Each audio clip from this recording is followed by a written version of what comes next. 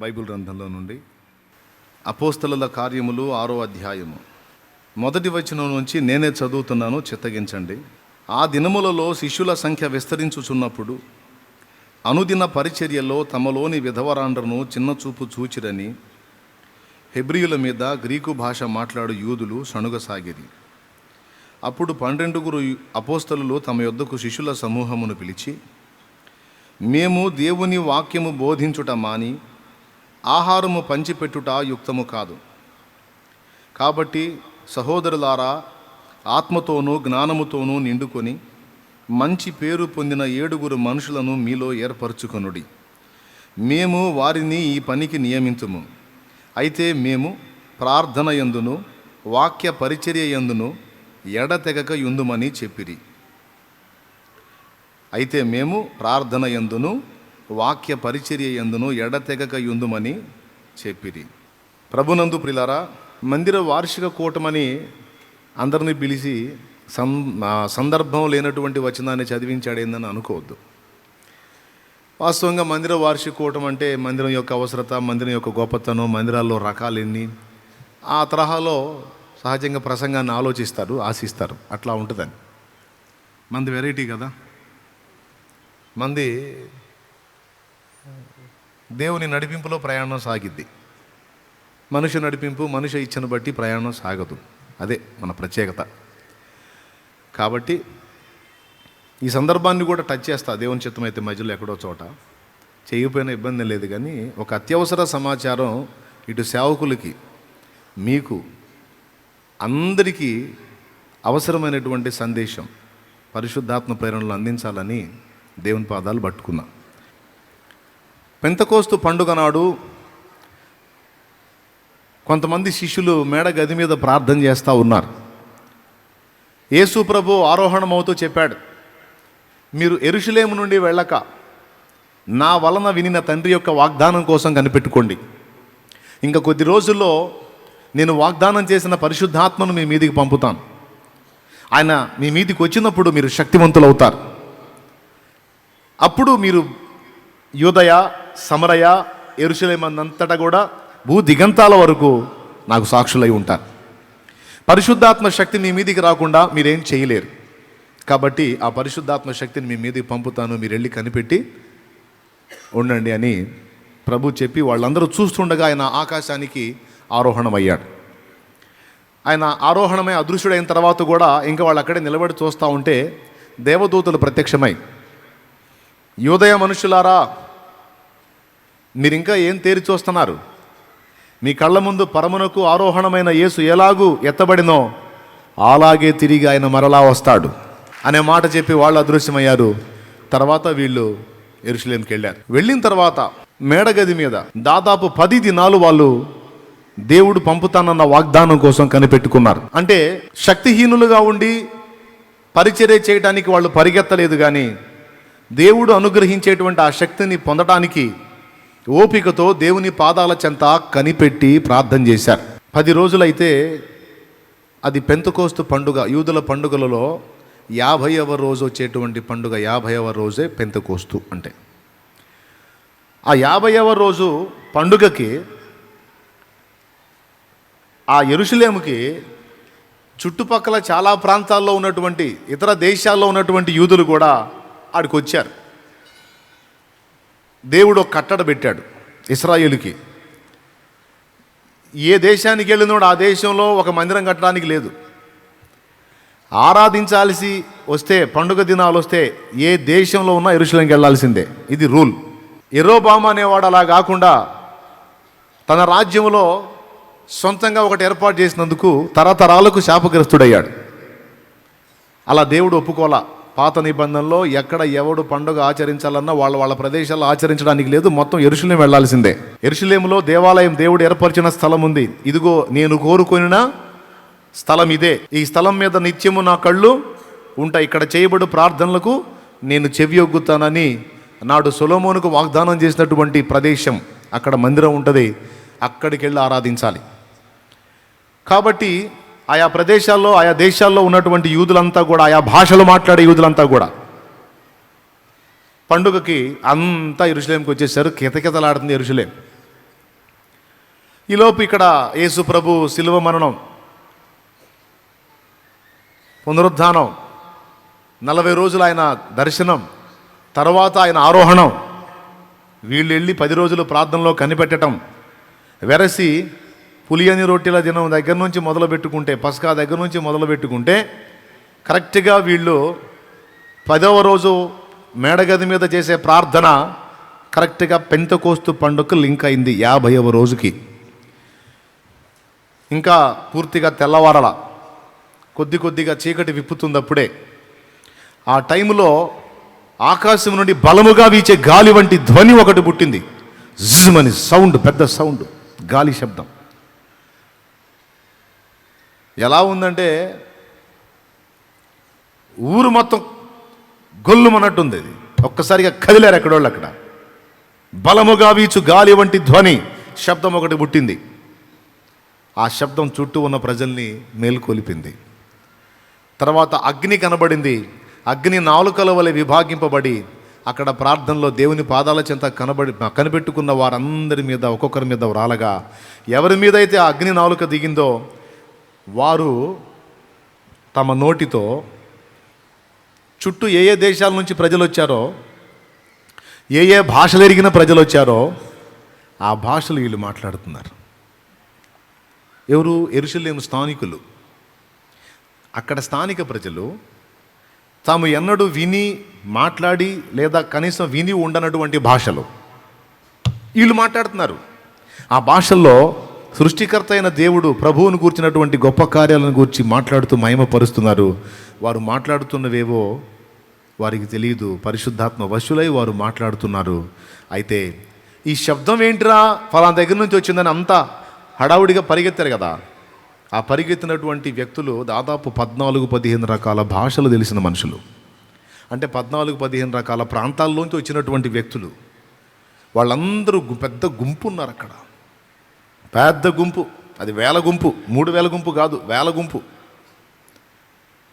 అంత పెద్ద సమూహం వచ్చి ఆ మేడగదిని చుట్టుముడితే ఆ మేడగదిలో జరుగుతున్నటువంటి ఆ ఆరాధన, అందులో నుంచి వినబడుతున్నటువంటి ఆ దేవుని కార్యాలు ఆయా భాషల్లో చుట్టూ విన్నటువంటి మనుషులు ఆశ్చర్యపోయి, వీళ్ళు యెరూషలేము స్థానికులు కదా, మన దేశ భాష అస్సలు వీళ్ళకి తెలియదు, మనం నేర్చుకోవడానికే చాలా కష్టమైంది, అలాంటి భాషలో అలవోకగా మాట్లాడి దేవుని కార్యాలను వివరించుచున్నారు, ఇదేమి అన్నారు. ఆశ్చర్యానికి గురయ్యారు. అప్పుడు సీమోను పేతురు లేచి, వాళ్ళు ఏమనుకుంటున్నారో దేవుడు వింటున్నాడు, తర్వాత భక్తులు కూడా గమనిస్తున్నారు. ఈలోపు కొంతమంది ఆశ్చర్యపోయి విభ్రాంతి నొందుతుంటే కొంతమంది ఉన్నారు. ప్రతి దానిలో మూర్ఖులు ఉంటారు. అందరూ పాజిటివ్గా ఆలోచించే వాళ్ళే కాదు, విశ్వాసుల్లో కూడా సైకోలు ఉంటారు. కొంతమంది సైకోలు ఏదన్నా చేయని, కుక్కతో ఒక వంకర అన్నట్టు ఏదో ఒక వంకర చూసుకుంటూనే ఉంటారు. బతుకంతా అంతే. ఆడు పాజిటివ్గా ఎప్పుడు ఆలోచించడు. ఏదన్నా చెప్పను, ఏదో ఒక రంధ్రం వెతుకుతూ ఉంటారు. కొంతమంది బతుకులు అంతే ఉంటాయి. విశ్వాసుల్లో కూడా ఉన్నారు ఈ దరిద్రపోళ్ళు. అంటే మీరు దేవుని దేవుళ్ళు అలా లేరని నా నమ్మకం. అలా ఎప్పటికీ కాకండి. కొంతమంది ఆ ఉన్న గుంపులోనే కొంతమంది అన్నారు, పొద్దున్నే పచ్చి మద్యం తాగినట్టు ఉన్నారా, క్రొత్త మద్యముతో నిండారు, అందుకే ఏం మాట్లాడుతున్నారో తెలియకుండా మాట్లాడుతున్నారు అన్నారు. నాకు తెలిసి వాళ్ళు అక్కడి స్థానికులు అయి ఉంటారు అనుకుంటున్నాను నేను. ఎందుకంటే పక్కన భాషలు వాళ్ళకి తెలియచావదు కదా, పక్క దేశాల భాషలు వాళ్ళకి తెలియచావదు కదా, అక్కడ స్థానికులు అయి ఉంటారు. అందుకని వాళ్ళు ఏం భాషలు మాట్లాడుతున్నారో ఆయా దేశాల నుంచి వచ్చిన వాళ్ళకి అర్థమవుతుంది, వీళ్ళకి అర్థం కావట్లా. కాబట్టి పచ్చిమంది అంటాం చూడు, మనం పచ్చిమందు నీళ్ళు కూడా కలుపుకుండా తాగాడు వీడు అంటాం చూడు, అట్లాగా క్రొత్త మద్యం సేవించి కేకలేస్తున్నారు వీళ్ళు అన్నారు. ఆ మాట పేతురికి వినపడింది. అప్పుడు ఆయన అన్నాడు, అరే బాబా, పొద్దుబొడిచి ఇంకా జామైనా కాలేదు, అప్పుడే క్రొత్త మద్యం ఎక్కడ దొరికింది సోదరులారా? ప్రవక్తయకు యోవేలు ద్వారా ప్రవచింపబడిన వాక్కును మర్చిపోయారా? అంత్య దినములలో జనులందరి మీద నా ఆత్మను కుమ్మరింతునని యోవేలు ప్రవక్త ద్వారా దేవుడు ప్రవచింప చేయలేదా? అదిగో ఆ ప్రవచనం ఇప్పుడు ఇక్కడ నెరవేరుతుంది అని మొదలుపెట్టాడు పేతురు. మొదలుపెట్టి పేతురు గంభీరంగా ఇక దేవుని శిలువ మరణ పునరుద్ధానాల గురించి, యేసును గూర్చి మాట్లాడుతుంటే విన్న వాళ్ళందరూ కూడా ఆశ్చర్యచకితులై విని ఆ గ్యాదరైన గుంపులో ఇంచుమించు 3,000 మంది హృదయంలో పొడవబడిన వారై, సహోదరులారా, రక్షణ పొందుటకు మేమేమి చేయవలను అని అడిగారు. అందుకు పేతురు చెప్పాడు, మీరు ప్రతివాడు కూడా మారు మనసు పొంది ప్రభు అయిన యేసు నామములోనికి బాప్తిస్మం పొందండి, అప్పుడు మీరు కూడా ఇదే పరిశుద్ధాత్మను పొందుతారు. ఈ వరము మీకును దూరస్తులకు అందరికీ కూడా విశ్వాసాన్ని బట్టి దేవుడు ఇవ్వడానికి ఇష్టపడ్డాడు కనుక మూర్ఖులకు ఈ తరము వారికి వేరై రక్షణ పొందండి అని పిలుపునిస్తే ఇంచుమించు 3,000 మంది బాప్తిస్మానికి సిద్ధపడ్డారు. అప్పటిదాకా ఇంచుమించు 120 సంఖ్యగా ఉన్న సంఘం ఒకే ఒక్క సూచక క్రియతో 3,120 అయిపోయింది. చాలా అద్భుతం. అక్కడ స్టార్ట్ అయింది ఇక ఉజ్జీవం. ఆ ప్రారంభమైన ఉజ్జీవం అంచెలంచెలుగా విస్తరిస్తూ ఆ సూచక్రియకి 3,000, తర్వాత పేతురు యోహాన్లు జస్ట్ 2వ అధ్యాయంలో 3,000, 3వ అధ్యాయంలో మరో 5,000 యాడ్ అయ్యారు. శృంగారమను దేవాలయం దగ్గర పుట్టినది మొదలుకొని కుంటివాడైన మనుషుని పేతురు యోహాన్లు ప్రభు శక్తిని బట్టి స్వస్థపరిచినప్పుడు ఆ సూచక్రియ చూసి, ఆ స్వస్థత కార్యం చూసి అనేక మంది విభ్రాంతి నుండి వారు సహా ఇంచుమించు 5,000 మంది రక్షణలోకి వచ్చారు. ఫస్ట్ 120, తర్వాత 3,000, తర్వాత 5,000. చూడండి, 2 కార్యాలు, 3 అధ్యాయాల్లో 2 కార్యాల్లో 8,120 అయిపోయింది సంఘం. ఉజ్జీవం అనేది దేవుడు అనుగ్రహిస్తే దాని పవర్ ఎలా ఉంటుందంటే ఎలా ఉంటుంది, ఆ ఫోర్స్ ఎలా ఉంటుందంటే పరిశుద్ధాత్మ ప్రభావం విపరీతంగా ఆత్మల రక్షణ కార్యం జరిగింది. రక్షణ పొందండో అని మనం బతిలాడటం కాదు, రక్షణ ఇయ్యండో అని వాళ్ళు బతిలాడుతుంటారు, వెంటపడుతుంటారు. రక్షణ పొందుటకు మీరు ఏమి చేయవలన మనం ఒత్తుకొని చెబుతున్నాం, అట్లా కాదు. రక్షణ పొందుటకు మేమేమి చేయవలన వాళ్ళు మనం వెంటపడతారు. అయితే పరిశుద్ధాత్మ కదిలినప్పుడు ఈ కార్యం జరిగింది. హల్లెలూయా. ఆయన అలాగా మనుష్య హృదయాలను తిప్పగలడు, ప్రభావితం చేయగలడు, వాళ్ళని ఆలోచింపజేయగలడు. అయితే అక్కడి నుంచి సంఘం స్టార్ట్ అయ్యి శిష్యుల సంఖ్య విస్తరిస్తూ ఉంది. ఇక అది ఇంతని చెప్పలేం, పెరిగిపోతుంది సంఘం. 6వ అధ్యాయానికి వచ్చేటప్పటికి పెద్ద సంఘం అయిపోయింది. ఇక అందులోనే రకరకాల వ్యక్తులు వచ్చి చేరుతున్నారు. దీనులు, అభాగ్యులు, అవిటివారు, మంచోళ్ళు, చెడు అందరూ కలుస్తున్నారు వచ్చి. అందులో భర్తలను కోల్పోయిన విధవరాండ్రు సహా అందులో గ్యాదర్ అవుతున్నారు. అప్పుడు అనుదిన పరిచర్యలో విధవరాండ్రను చిన్న చూపు చూస్తున్నారనే ఫీలింగ్ ఒకటి లేచింది సంఘంలో. బాగా వినండి, ఈ సంఘంలో గ్రూపులు, ఈ గ్రూపు వివాదాలు, ఆ 100 మందిలో 2 బ్యాచ్లు 3 బ్యాచ్లుగా విడిపోయి ఈ ఫైటింగ్ సీన్లు అనేవి ఇప్పుడు సంఘాల్లో కొత్త కాదు, ప్రారంభ సంఘంలోనే అవి మొదలయ్యాయి. ఈ గ్రూపు వివాదాలు ఉన్న విశ్వాసులందరూ కలిసి ఐక్యంగా ఏక మనసు, ఏకాత్మ, ఏకభావం, ఏకతాత్పర్యం కలిగి ఉండకుండా కొందరు ఇలాగున కొందరు అలాగున మాట్లాడేటువంటి సరుకు అప్పటి నుంచి ఉంది. కొంతమంది బాధపడతారు, మా సంఘంలో ఇలాంటి వివాదం ఉంది బ్రదర్ అంటే, నీ సంఘంలో కాదు, ఆది సంఘంలో కూడా ఉంది. అది కొరింథీ సంఘంలో ఉంది, అంతియోకయ సంఘంలో ఉంది, యెరూషలేములో ఏర్పడిన సంఘంలో కూడా ఇది మొలకెత్తింది. ఇట్లా అన్ని సంఘాలలో ఈ టైపు వివాదాలు వచ్చినాయి కొన్ని విషయాల దగ్గర. కొరింథీ సంఘం అయితే మరీ దారుణం. అందులో 4 గ్రూపులు అయినాయి. ఒక గ్రూప్ ఏమో పౌలు గ్రూప్ అంట, ఒక గ్రూప్ ఏమో కేఫా గ్రూప్ అంట, ఒక గ్రూప్ ఏమో అపోల్లో గ్రూప్ అంట, ఒక గ్రూప్ ఏమో మేము మనుషుల గ్రూప్ కాదు, మేము డైరెక్ట్గా యేసుక్రీస్తు గ్రూప్ అన్నాను. మొత్తం 4 ఉన్న గుంపులో 4 ముక్కలైపోయింది. ఈ గ్రూపులు ఎందుకు లెగుస్తాయి, ఈ గ్రూపు వివాదాలు ఎందుకు అవుతాయి, సంఘములో ఇలాంటి వైరుధ్యాలు ఎందుకు వస్తాయి, భిన్నాభిప్రాయాలు ఎందుకు వస్తాయి అంటే పౌలే చెప్పాడు, మీలో యోగ్యులైన వారు కనబడినట్లు భిన్నాభిప్రాయాలు ఉండక తప్పదు. కొన్ని కారణాలు ఉన్నాయి. వాటిలో ఒక కారణం బండ మీద సర్పపు జాడ. బండ మీద సర్పపు జాడ అనే మాట విన్నారా మీరు సామెతల్లో? సంఘాల్లో కూడా సైతానుగాడు పని చేస్తాడు వాడు. సంఘము ఏక మనసు, ఏకాత్మ, ఏకభావం, ఏకతాత్పర్యం కలిగి ప్రార్థించినప్పుడు, ప్రకటించినప్పుడు, పరిచర్య చేసినప్పుడు పరిశుద్ధాత్మ కార్యములు బహుబలముగా జరుగుతాయి. అందుకే పరిశుద్ధాత్మ ఎప్పుడూ కూడా ఐక్యత కొరకు మనల్ని రేపుతా ఉంటాడు. ఎఫెసీ పత్రిక 4వ అధ్యాయం 1వ వచనం నుంచి, ఆత్మ కలిగించు ఐక్యత కాపాడుకొనుట యందు శ్రద్ధ కలిగి ఉండండి అన్న మాట అక్కడ వాడాడు. ఎఫెసీ పత్రిక 4వ అధ్యాయం 1వ వచనం. కాబట్టి మీరు సమాధానమును బంధము చేత ఆత్మ కలిగించు ఐక్యమును కాపాడుకొనుట యందు శ్రద్ధ కలిగిన వారై ప్రేమతో ఒకరినొకడు సహించుచు మీరు పిలువబడిన పిలుపునకు తగినట్లుగా దీర్ఘశాంతముతో కూడిన సంపూర్ణ వినయముతోనూ సాత్వికముతోనూ నడుచుకునవలనని ప్రభువును బట్టి ఖైదీనైన నేను మిమ్మల్ని బతిమాలు కొనుచున్నాను. అద్దుగో, వినయము, సాత్వికము, పక్కవాణ్ణి సహించటం అనేవి ఎప్పుడైతే కొరవడతాయో అప్పుడు ఫైటింగులు స్టార్ట్ అవుతాయి సంఘాల్లో. సాతానుకు కావాల్సింది అదే.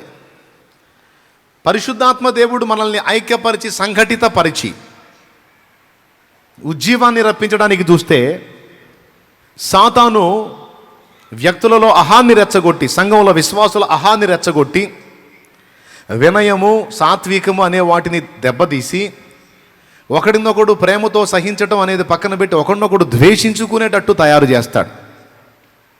దేవునికి స్తోత్రం. బాలమిత్ర, బొమ్మరిల్లు, పంచతంత్ర కథలు విన్నారు కదా చిన్నప్పుడు. పంచతంత్ర కథలు,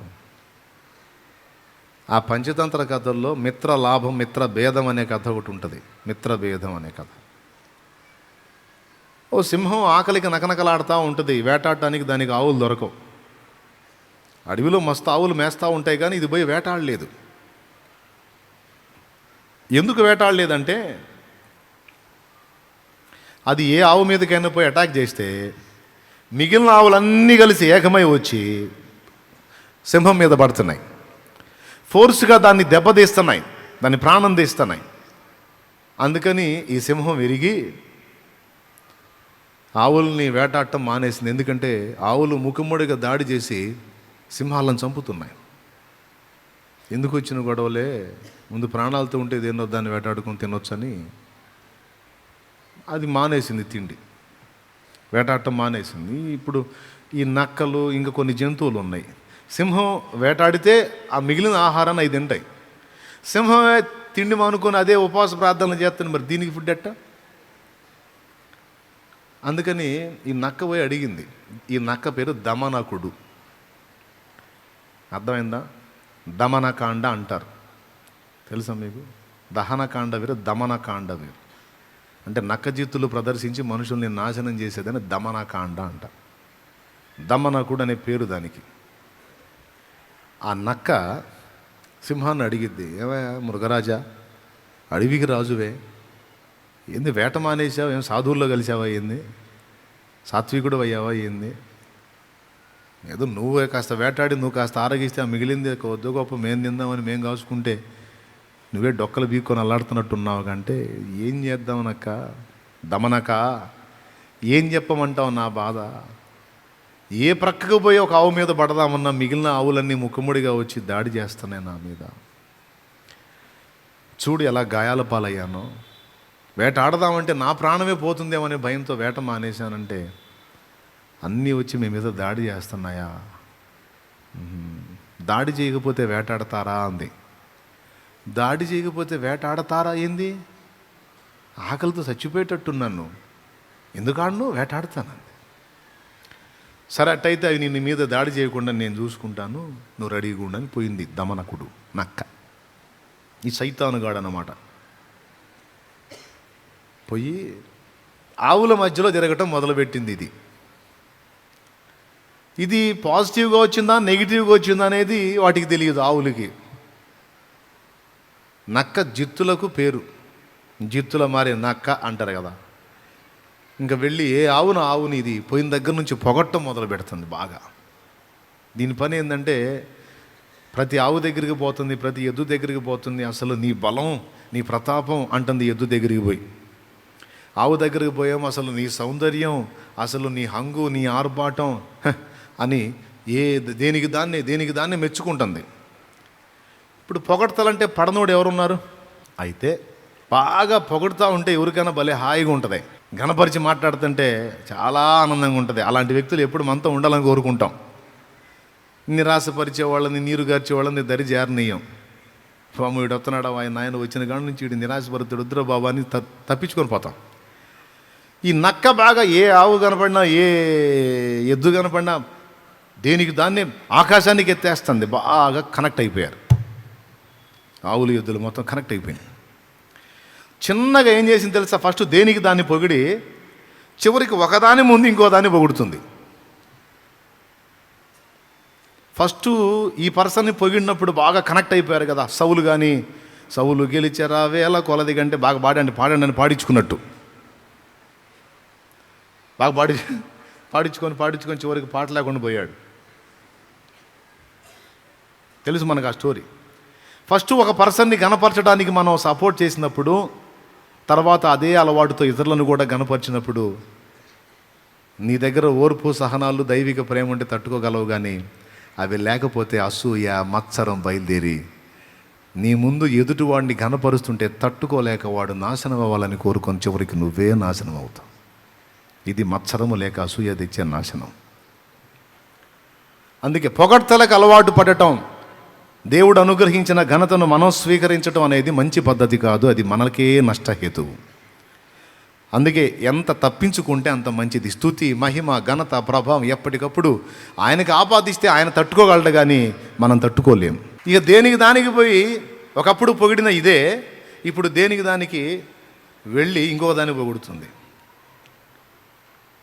పొగిడితే మరి ఇప్పటిదాకా దీన్ని పొగిడి ఇప్పుడు ఇంకో దాన్ని పొగుడుతుంటే మరి బాధగా ఏందంట, దాని గొప్ప అంది. ఇది ఏం లేదు, నీకంటే కొంచెం పొడవు ఉందంట, కొమ్ముపాటు కొంచెం బాగుందంట, ఇతరులతో అంటుంటే విన్నాలే, నిజంగా అది కూడా వాస్తవేగా, కొంచెం అందంగా ఉందిగా నీకంటే కూడా. అంటే నాకంటేనా?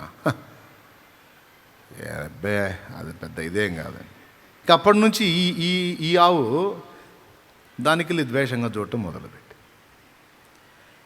అంతకుముందు ఈ రెండు కలిసి మేసే ఎంతో అన్యోన్యంగా ఉండేవి. ఇప్పుడు ఇది ఎప్పుడైతే ముభావంగా ఉండి అది పలకరిస్తున్నది, ఏంది ఏం లేదు అని వెళ్తుంది కదా, ఏమైంది దీనికి ఇట్లా అయిపోయింది అని. అది కూడా నేను 4-5 సార్లు ట్రై చేసినా ఏందో మొహం అటు తిప్పుకొని పోతా ఉంది. ఇంక నేనేం దాని వెంటబడేది? అసలు ఏం జరిగింది ఏందో నాకేం అర్థం కావట్లేదు. అంటే ఇదే నక్కబోయి నువ్వంటే ఈ మధ్య గిట్టట్లేదు దానికి, కొద్దిగా నీ గురించి తేడాగా మాట్లాడిందిలే. ఏం మాట్లాడింది? ఏందో కొంచెం నిన్ను విమర్శించినట్టు మాట్లాడింది. నాకు బాధ వేసింది ఆ మాటలు ఏంటంటే, నన్ను విమర్శించి మాట్లాడడానికి ఏముందండి, ఏం లేదు చెప్పే కాదులే అంది. లేనిపోని 2 మాటలు అట్లందా, ఏడిచిందిలే. దానికి అంత ఫీలింగ్ ఉంటే నాకెంత ఉండాలా, పని చూసుకోమనని ఇది కూడా మొహం ఇడిదిప్పిపోవటం మొదలుపెట్టి ఈ విధంగా మంద మొత్తాన్ని భ్రష్టు పట్టించింది. అది చివరికి ఎట్లా ఉందంటే ఒకదాన్నొకటి చంపుకోవటం లేదు, కానీ చంపుకున్నంత క్రౌర్యం పెరిగిపోయింది, ఐక్యత విచ్ఛిన్నమైపోయింది. దీన్ని ఎవడన్నా చంపితే బాగుండన్న కక్ష వచ్చేసింది. అప్పుడు సింహానికి చెప్పింది, ఇప్పుడు లైన్ క్లియర్ అయింది, ఇక వాళ్ళ మధ్య ఐక్యత లేదు, నువ్వు ఎవరిని నాశనం చేసినా మిగిలిన వాళ్ళు పట్టించుకోరు, కావాలంటే ట్రై చేయి, నా ప్రాణానికి మచ్చరాదు కదా, ట్రై చేసుకో. అప్పుడు ఒకదాన్ని వేటాడటానికి పరిగెత్తింది, ఇక మిగిలిన కదలటల్లా. పోతే పోనీ అదేగా, దాని మీద నాకు సదభిప్రాయం లేదు. ఆ బ్రదరు ఎందుకు అట్లా అవుతున్నాడు, అతను ఎందుకు ఇలా, మరి అందరు కలిసి ఎందుకు అతని మీద అలా ఇదవుతున్నారంటే, బ్రదర్ కూడా తేడా బ్రదరు. ఇప్పుడు అతను కూడా అలా ఉండకూడదు, మరి అతను అలా ఎందుకు ఉండాలా, మరి అలా ఉండి ఇట్లా ఎందుకు తెచ్చుకోవాలా, అలా చేయకూడదు. మరి అతను కరెక్ట్గా ఉన్నట్టయితే అందరం కలిసి సపోర్ట్ చేసేవాళ్ళం. కాబట్టి అతను తప్పు కూడా ఉంది కనుక అతను అంతే, మరి తప్పదు మరి అని అవతలి వాడికి ఆన్సర్ చేస్తా, లోపల ఒక రకంగా ఆనందిస్తా. అవతలి వాడు చీల్చివేయబడుతుంటే ఇలాంటి ప్రక్రియ ఆ పశువుల్లో పోల్చి చెప్పాడు. వ్యక్తుల్లో జరిగేది అదే, భక్తుల్లో జరిగేది అదే. ఇంతకీ నక్క దమనకుడు ఎవరు? సాతాను. మొత్తం క్రీస్తు రక్తం చేతనే కడగబడ్డాం, యేసు రక్తము చేతనే ఏకపరచబడ్డాం, ఒక్క ఆత్మనే పానం చేశాం, ఒక్క మేఘం కిందనే నడిచిపోతున్నాం, అందరము ఒక్క దేవునినే సేవిస్తున్నాం, అందరము ఒక్క తోటలోనే పనివారం, అందరము ఒక్కనికే అవయవాలం, అందరము కలిసి ఒక్కనికే శరీరం, ఆ ఒక్కడు క్రీస్తు. మరి ఎందుకు ఒకరి మీద ఒకరు ఇలా అతిశయపడే పరిస్థితి వచ్చింది? ఎందుకు ఇలా అనైక్యత వచ్చింది, ఐక్యత విచ్ఛిన్నమైంది అంటే ఎవరికి వాళ్ళనే సైతాను స్వయానికి రెచ్చగొట్టాడు, అహానికి రెచ్చగొట్టాడు, జీవపు డంబానికి రెచ్చగొట్టాడు. నేను గొప్ప అంటే నేను గొప్ప, నేను కనపడాలంటే నేను కనపడాలి, నేను కనపరచబడాలంటే నేను కనపరచబడాలి. మత్సరము, అసూయ ప్రవేశించినాయి. ప్రేమ కలిగి సహించుట, సాత్వికముతో వినయముతో సహోదరుని అంగీకరించుట అనేవి ఎఫెక్ట్ అయిపోయినాయి. ఇప్పటి సంఘాల్లో ఇవి పరిపాటి క్లియర్గా కనపడతా ఉన్నాయి. ఆరంభ సంఘంలో కూడా అలాంటి ప్రక్రియ స్టార్ట్ అయింది. 6వ అధ్యాయంలోనే స్టార్ట్ అయింది. మళ్ళీ ఇప్పుడు సంఘం కంటే కూడా ఎక్కువ మంట కలిగి ఉన్నప్పుడు పరిశుద్ధాత్మ కార్యాలు స్పష్టంగా జరుగుతున్నాయి. 2వ అధ్యాయంలో మేడగది మీద అభిషేకం పొంది భాషలు, 3వ అధ్యాయంలో కుంటివాణి యొక్క స్వస్థత, 4వ అధ్యాయంలో వారందరూ పరిశుద్ధాత్మతో నింపబడినట్లు మరలా కలిసి ప్రార్థించుట, వారికి కలిగిన సమస్తం తీసుకొచ్చి అపోస్తలుల పాదాల దగ్గర పెట్టడం, 5వ అధ్యాయంలో అననీయ సప్పీరాల వధ. మరి వాళ్ళు అబద్ధం ఆడారు, పరిశుద్ధాత్మను మోసపుచ్చినందుకు వాళ్ళిద్దరూ పోయారు. ఏం లేదు, జస్ట్ తేడా మాట్లాడినందుకే పోయారు. ఇంత భయంకరంగా పరిశుద్ధాత్మ కదిలి కార్యాలు చేస్తున్న ఆ దినాల్లో సైతం 6వ అధ్యాయానికి వచ్చేటప్పటికి సంఘంలో పొరపచ్చాలు ప్రారంభమై హెబ్రీ యూదుల మీద గ్రీకు భాష మాట్లాడే యూదులు సనగటం మొదలుపెట్టారు. వాళ్ళ ప్రవర్తన బాగలా అన్నారు. 2 గ్రూపులు అయినాయి, హెబ్రీ గ్రూపు, గ్రీకు గ్రూపు. వాళ్ళ ప్రవర్తన బాగలా అని వీళ్ళంటే వాళ్ళు విమర్శించడం బాగలా. మేము ఎందుకు విమర్శిస్తున్నాం? మేం చేసిన తప్పేంది? తప్పు ఉంది. ఏంటా దేవుడి ప్రేమ, దేవుడి ప్రేమ, దేవుడి ప్రేమ అని మనం మాట్లాడుకుంటున్నాం, జనానికి బోధిస్తున్నాం. ఎక్కడ చూపిస్తున్నారు మీరు దేవుని ప్రేమ? విధవరాండ్రని చిన్న చూపు చూస్తున్నారు మీరు. విధవరాండ్ర సరిగా పట్టించుకుంటున్నారా? సరిగా ఆదరిస్తున్నారా? ఎందుకు వాళ్ళ విషయంలో పక్షపాత ధోరణిగా వ్యవహరిస్తున్నారు అని లేచారు. మేము ఎందుకు చూడలా, మేము చూస్తున్నామని ఒకళ్ళు, లేదు మీరు చూడలా, చూస్తే మేము ఎందుకంటామని ఒకళ్ళు. గొడవ స్టార్ట్ అయింది. వీళ్ళందరికీ పైన అపోస్తలులు ఉన్నారు 12 మంది. వాళ్ళకి పోయింది ఈ సమాచారం. పోయి ఆలోచించి ఒక పని చేశారు. సహోదరులారా, మేము వాక్యమును ప్రచురించటం మాని మీకు గొడవ అవుతున్నందున భోజనము పంచిపెట్టుట యుక్తము కాదు. మేము సంఘం అయినంత వరకు ఇంతవరకు తృప్తి చెంది ఇంకా నూతనాత్మల్ని దేవుని సంఘంలోకి చేర్చే విషయంలో కానీ, ప్రార్థించే విషయంలో కానీ, మీకు కూడా వాక్యం చెప్పి బలపరిచే విషయంలో కానీ మేము దృష్టి కలిగి ఉండకుండా మీ మట్టికే చూసుకుంటా, మీకే రొట్టెలు పెట్టుకుంటా, మీకే తిండి పెట్టుకుంటా, మీకు భౌతికమైన ఫుడ్ ఏర్పాటు చేసుకుంటా, మీలో మీకు గొడవలు లేకుండా చూసుకుంటే ఇక్కడ తెల్లారిద్ది. కాబట్టి మేము చేయాల్సిన పని మేము చేయాలి. అలాగని సంఘముగా ఉన్న మీలో వివాదాలు ఉండకూడదు. కనుక ఓ పని చేయండి. 2 గ్రూపులు అయ్యారు కదా, ఈ గ్రూపు రాజకీయాలు వదిలేసేయండి. జ్ఞానముతోనూ పరిశుద్ధాత్మతోనూ సత్సాక్ష్యముతో ఉన్నటువంటి వ్యక్తుల్ని, నిండి ఉన్న వ్యక్తుల్ని ఒక 7గురిని ఏర్పరచుకోండి. మీరే ఏర్పరచుకోండి. ఈ ఆహారం పంచిపెట్టే పని మీలో మీకు గొడవ లేకుండా, విధవరాంటం చూసారా, దిక్కులేని వాళ్ళని చూసారా, అనాథలను చూడలేదు, ఈ గొడవ లేకుండా అందరికీ అన్ని విధాలా సపోర్ట్ చేయడానికి ఒక 7గురిని మీకోసం సిద్ధపరచుకోండి. ఈ పనికి మేము వాళ్ళని నియమిస్తాం. మేము ప్రార్థించుట యందును వాక్యము ప్రకటించుట యందును ఎడతెగక ఉంటాం. మేము ఆ పని చేయాలి, ఈ పని చేసేవాళ్ళు ఈ పని చేయాలి.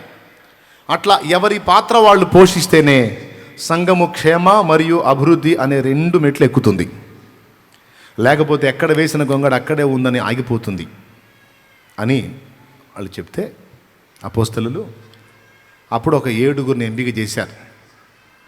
అలా ఎంపిక చేయబడిన 7 స్టెఫను, ఫిలిప్పు, ప్రొకోరు, నీకానోరు, పర్మేనాసు, నికోలాసు, తీమోను, మొత్తం 7 వస్తారు. ఈ 7 తీసుకొచ్చి నిలబెడతారు.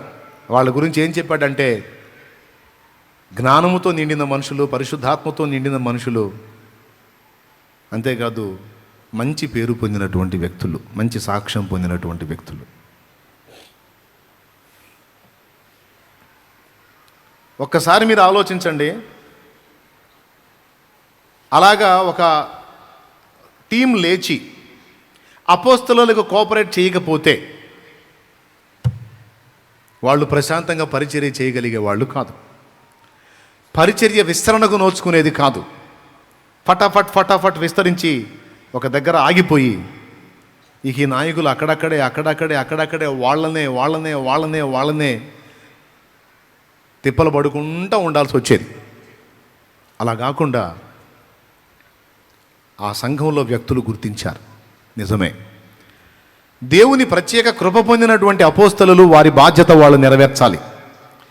కన్ను పని కన్ను చేయాలి, ముక్కు పని ముక్కు చేయాలి, నోరు పని నోరు చేయాలి, చెయ్యి పని చెయ్యి చేయాలి, కాలు పని కాలు చేయాలి. దేని పని అది చేస్తేనే శరీరం ఆరోగ్యవంతంగా క్షేమదాయకంగా నడుస్తుంది. ఏది తన పని మానేసినా దేహం కుంటుపడుతుంది, నడక ఆగిపోతుంది. కాబట్టి రైట్, వాళ్ళు చెప్పింది నిజమే. వాళ్ళు ప్రకటించడానికి, ప్రార్థించడానికి వాళ్ళని వదిలేద్దాం. ఈ భోజనపు వ్యవహారం, ఇతరాత్ర వ్యవహారాలన్నీ మనం చూసుకుందామని దేవుని ప్రేమించి దేవునికి అంకితమయ్యి దైవ సేవయే జీవిత పరమావధిగా భావించినటువంటి వ్యక్తులు కొంతమంది ముందుకు వచ్చారు. వాళ్ళని తీసుకొచ్చి అపోస్తలుల ముందు నిలబెట్టారు. అప్పుడు వాళ్ళు చేతులుంచి వారి కోసం ప్రార్థన చేశారు. ఎలారా, ఈ పెద్ద పని మీకు అప్పగిస్తున్నాం. ఇప్పటిదాకా మేము దీని విషయంలో పట్టించుకోనందున వివాదం వచ్చింది. మనలో వివాదములు ఉండకూడదు, అనైక్యత రాకూడదు, ఐక్యంగా ఉండాలి. ఆత్మ దుఃఖపడతాడు, లేకపోతే పరిశుద్ధాత్మ పని చేయటం ఆపేస్తాడు. ఎందుకంటే మనం అందరము ఐక్యముగా కలిసి ఆ మేఘము కింద నడిస్తేనే గొప్ప వాగ్దానాలు స్వతంత్రించుకుంటాం. మనలో ఐక్యత విచ్ఛిన్నమైందంటే సైతానుగాడు గెలుస్తాడు, వాడికి స్థానం ఇవ్వద్దు అని అప్పజెప్పి ఆ పనికి పురమాయించారు. ఆ 7 ఆ సేవలో వాడబడ్డారు. ఇప్పుడు ఈ విషయం నేను ఎందుకు మీకు చెప్తున్నానంటే, ఒక చిన్న పరిచర్యలో ఒక క్రమం ఏర్పడింది. అపోస్తలులు 12 మాత్రమే గాక కొంతమంది విశ్వాసుల్లో నుంచి కూడా కొంతమంది వ్యక్తులు దేవుని పని కొరకు తమ్మును తాము అప్పగించుకున్నారు. దేవుణ్ణి ప్రేమించారు, పరిశుద్ధుల్ని ప్రేమించారు, వాళ్ళ సాక్ష్యాన్ని నిలబెట్టుకున్నారు. బుద్ధిహీనమైన అడుగులు వేయకుండా ఏ దేవుని మాటలు వాళ్ళు వింటున్నారో ఆ మాటలకు తగినట్టు బతకటం మొదలుపెట్టారు. జ్ఞానం కలిగి ప్రవర్తించారు. అంతేకాదు పరిశుద్ధాత్మ శక్తితో వాళ్ళు కూడా నింపబడిన వ్యక్తులుగా ఉన్నారు. వాళ్ళు సపోర్ట్ వచ్చారు. అంతకుముందు 12 అపోస్తలు అయితే ఇప్పుడు 12 ఒక 7 జోడించబడింది. ఈ 7 సపోర్ట్ చేసి మిగిలిన బాధ్యతలు స్వీకరిస్తే ఆ పరిచర్య అలా ముందుకెళ్ళింది. ఎంతగా ముందుకెళ్ళిందంటే యెరూషలేములోని వ్యక్తులు చూసి అసూయపడేంతగా, మత్సరపడేంతగా, వామ్మో ఇదేందిరా నాయన, చూస్తానే ఇంత దారుణంగా విస్తరించిపోతుంది, మనం తెగించి అడ్డుకట్ట వేయకపోతే టోటల్ మొత్తం మారిపోయేటట్టున్నారని కొంతమంది పనిగట్టుకొని ద్వేషించి క్రూరంగా ప్రవర్తించేంత విస్తరించింది సంఘం. అప్పుడు సౌలు లేచి దాడి చేస్తాడు. ఇవన్నీ మీకు తెలుసు.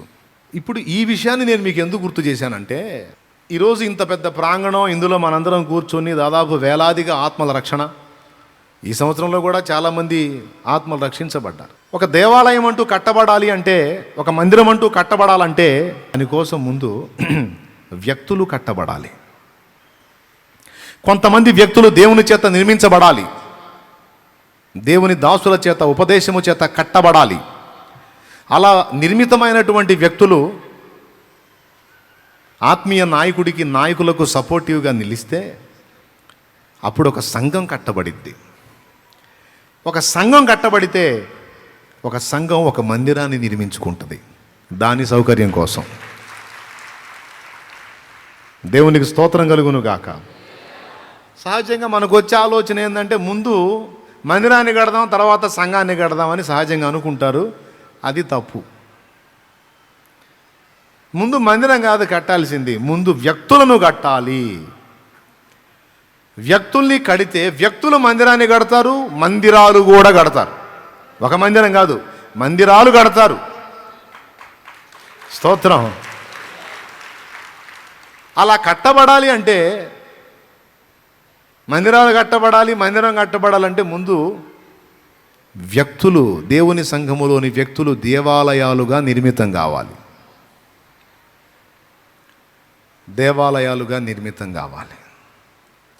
దేవుడు నివసించే స్థలాలుగా వ్యక్తులు మారిపోవాలి.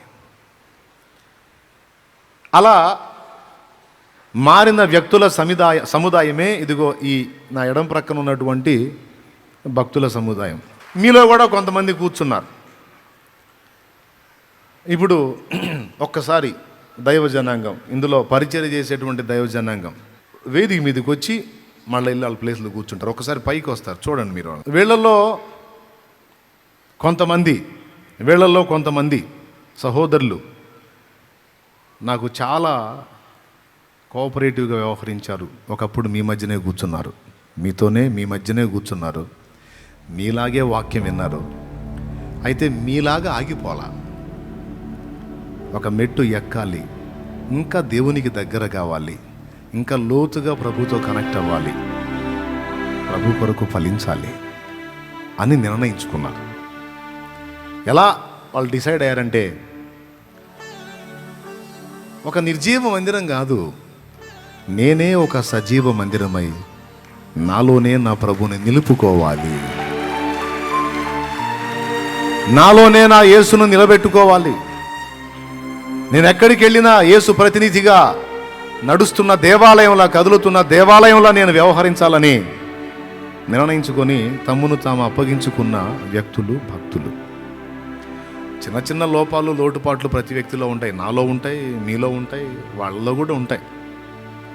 ఏ మచ్చ, ఏ డాగు, ఏ ముడత, ఏ కళంకం లేని పరిపూర్ణమైన పరిశుద్ధుడు యేసు ఒక్కడే.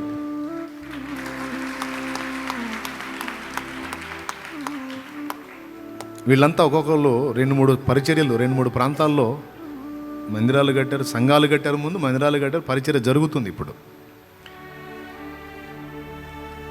వీళ్ళందరినీ నేను మీకు ఎందుకు చూపిస్తున్నానంటే,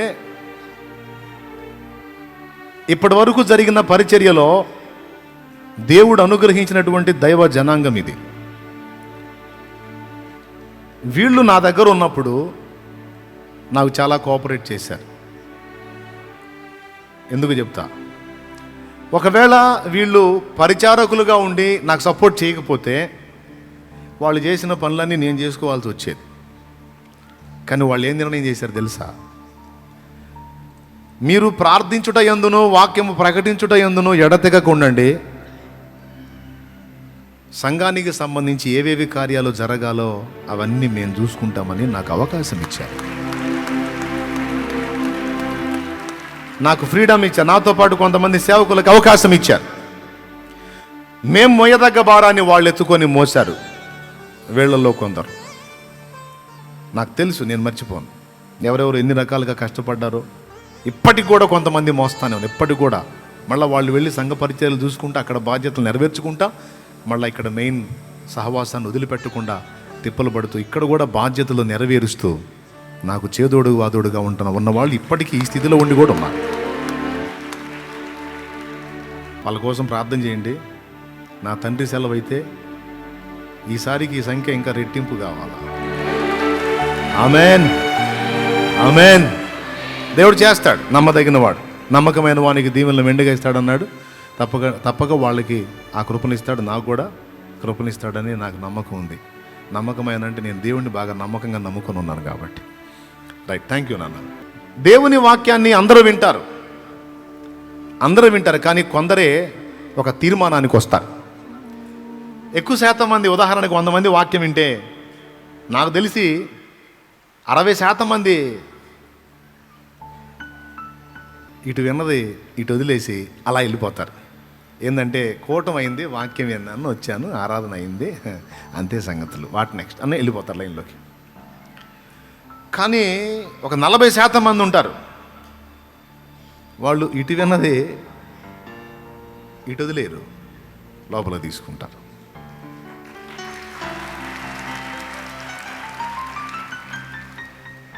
నలభై శాతం మంది లోపల తీసుకుంటారు. అందులో మళ్ళా సగం ఆ లోపల తీసుకున్న దాన్ని ఎదుటి వాళ్ళకి జస్ట్ మాటతో చెప్తారు కానీ పూర్తిగా అప్పగించుకోరు. అందులో ఒక 20%, అంటే టోటల్గా 100లో 20% మంది మాత్రమే పూర్తిగా దేవునికి పర్ఫెక్ట్గా కనెక్ట్ అవుతారు.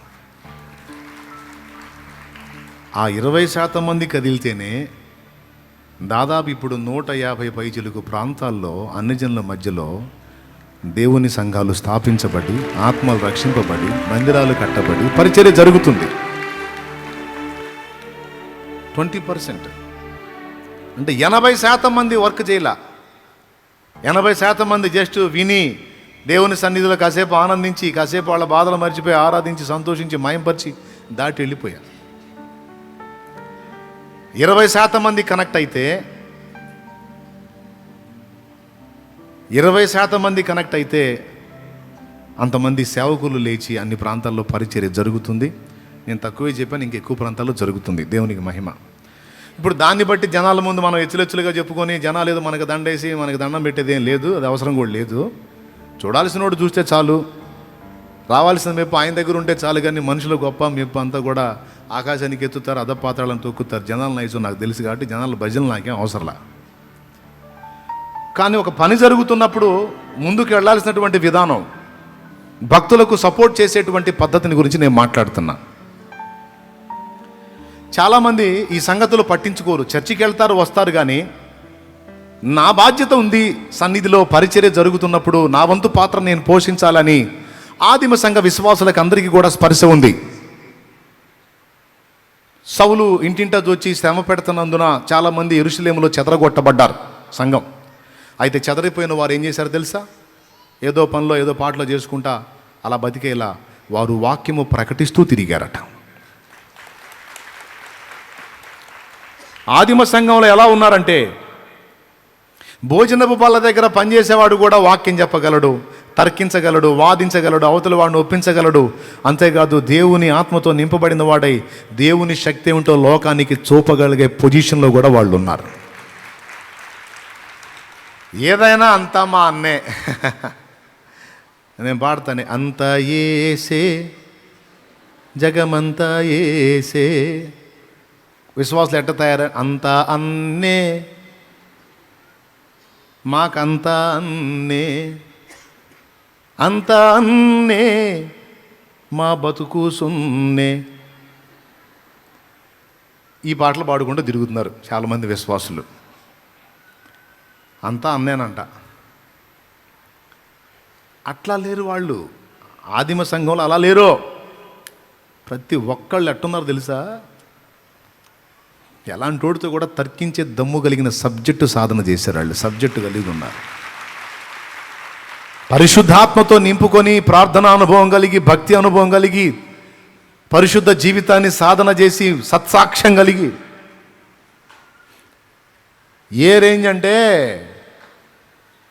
ఫిలిప్పు సమరయ ప్రాంతానికి వెళ్ళి కార్యాలు చేస్తే సమరయ మొత్తాన్ని విభ్రాంతి నొందించినటువంటి గారడి వాడైన సీమోను గాడు వచ్చి బాప్తిసం పొందాడు. సమరయులు మొత్తం అని దేవుడు అన్నారు. అలాంటి వాడు కూడా వచ్చి గుంపులో నిలబడి కూడా బాప్తిసం పొందాడు. అలాంటి శక్తిని సమరయ ప్రాంతంలో చూపించాడు, దైవ శక్తిని ఫిలిప్పు. స్టెఫను కూడా విశేషమైన సూచక్రియలు స్టెఫను ద్వారా కూడా జరిగిన రాయబడి ఉంది. స్టెఫను తనను మాట్లాడి వాదించి ఓడించడానికి వచ్చిన వాళ్ళతో తర్కిస్తుంటే అతడు అగుపరచిన జ్ఞానమును, అతన్ని ప్రేరేపించిన ఆత్మను వారు ఎదిరింపలేకపోయారని రాస్తుంది. ఏమండి, 20% మీకోసం చెబుతున్నా, 80% కోసం కాదు. నాకు తెలుసు 80% సరికి ఎక్కువ నాకు తెలుసు. ఆ 80% కోసం 20% ఉన్నారు ముద్దుర్లు, కొంతమంది ఉన్నారు తెలివిగా ఆ విషయాన్ని గ్రహించేటువంటి దమ్మున్నోళ్ళు. విన్న సంగతిని గుండెల్లో తీసుకొని నిజంగా అలానే వర్క్ చేయాలనే తీర్మానం కలిగిన ఆ 20% కోసం చెప్తున్నాను నేను. స్తోత్రం చెప్తారా? గట్టిగా చెప్తారా? ఈరోజు ఒక పరిచర్య, ఒక మందిరం, ఒక ప్రాంగణం, ఒక క్రమము, ఒక విధానం ఏర్పడింది అంటే ఓ పద్ధతి ప్రకారం ఇది ప్రయాణం చేసేటట్టు దేవుడు జోక్యం చేసుకున్నాడు. ప్రతి అడుగులోనూ ఆయన లీడ్ చేస్తూ వచ్చాడు. ఒక పని స్టార్ట్ అయింది. ఇప్పుడు దైవజనాంగం సంఘాలు కట్టారు, వాళ్ళకి ఇది అవసరం. అందుకే వాళ్ళకి, అలాగే విశ్వాసుల్లో చైతన్యం చప్పజల్లారిన మెట్టు ఉంది, వాళ్ళకి అందరికీ చెప్తున్నాను పరిశుద్ధాత్మ ప్రేరణతో. ఇప్పుడు అర్థమైందా ఎందుకు చదివించాను ఆ వచనం? పర్వతం నేను ఎక్కుతాను, దేవుని కర్ర చేత పట్టుకొని, నువ్వు మన కొరకు మనుషులను ఏర్పరచుకొని వెళ్ళి అమాలేకీయులతో యుద్ధము చేయి యెహోషువ అన్నాడు. నిర్గమాకాండం 17:8 రెఫీదీము లోయలో అదే ఉంటుంది, నాకు వెళ్ళి చూడండి. గురువర్య, నువ్వు కూడా కత్తి తీసుకుంటే నేను కత్తి తీసుకుంటే ఇద్దరం కలిసి 2 గ్రూపులుగా అయ్యి వాళ్ళని అటాక్ చేస్తే ఏదో దార అవుద్ది, కానీ నువ్వేమో కొండెక్కుతా కర్ర తీసుకొని, నేనేమో కత్తి తీసుకొని సాగుకు తెగబడి యుద్ధం చేయాలా, ఏంది ఇది అల్లా యెహోషువ. అలాగే అన్నాడు. మోషే కొండెక్కాడు, ఇశ్రాయేలీలో కొంతమందిని ఏర్పరచుకొని యెహోషువ యుద్ధానికి వెళ్ళాడు. కొండెక్కిన మోషే ఏం చేశాడు తెలుసా? దేవుని కర్ర చేత పట్టుకొని చేతులతో పైకి ఎత్తాడు.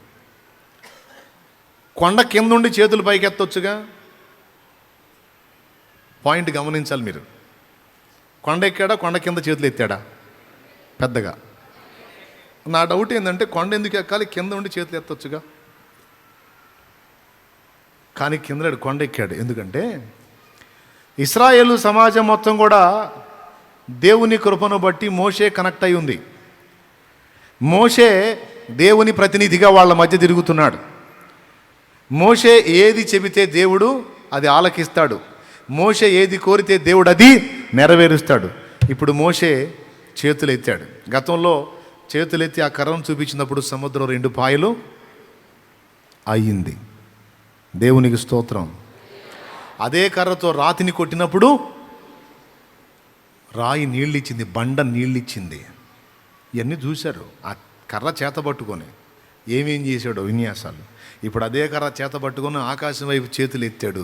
వాళ్ళకి తెలుసు మోసే చేతులు ఎత్తాడు గనక జయమో మనదే.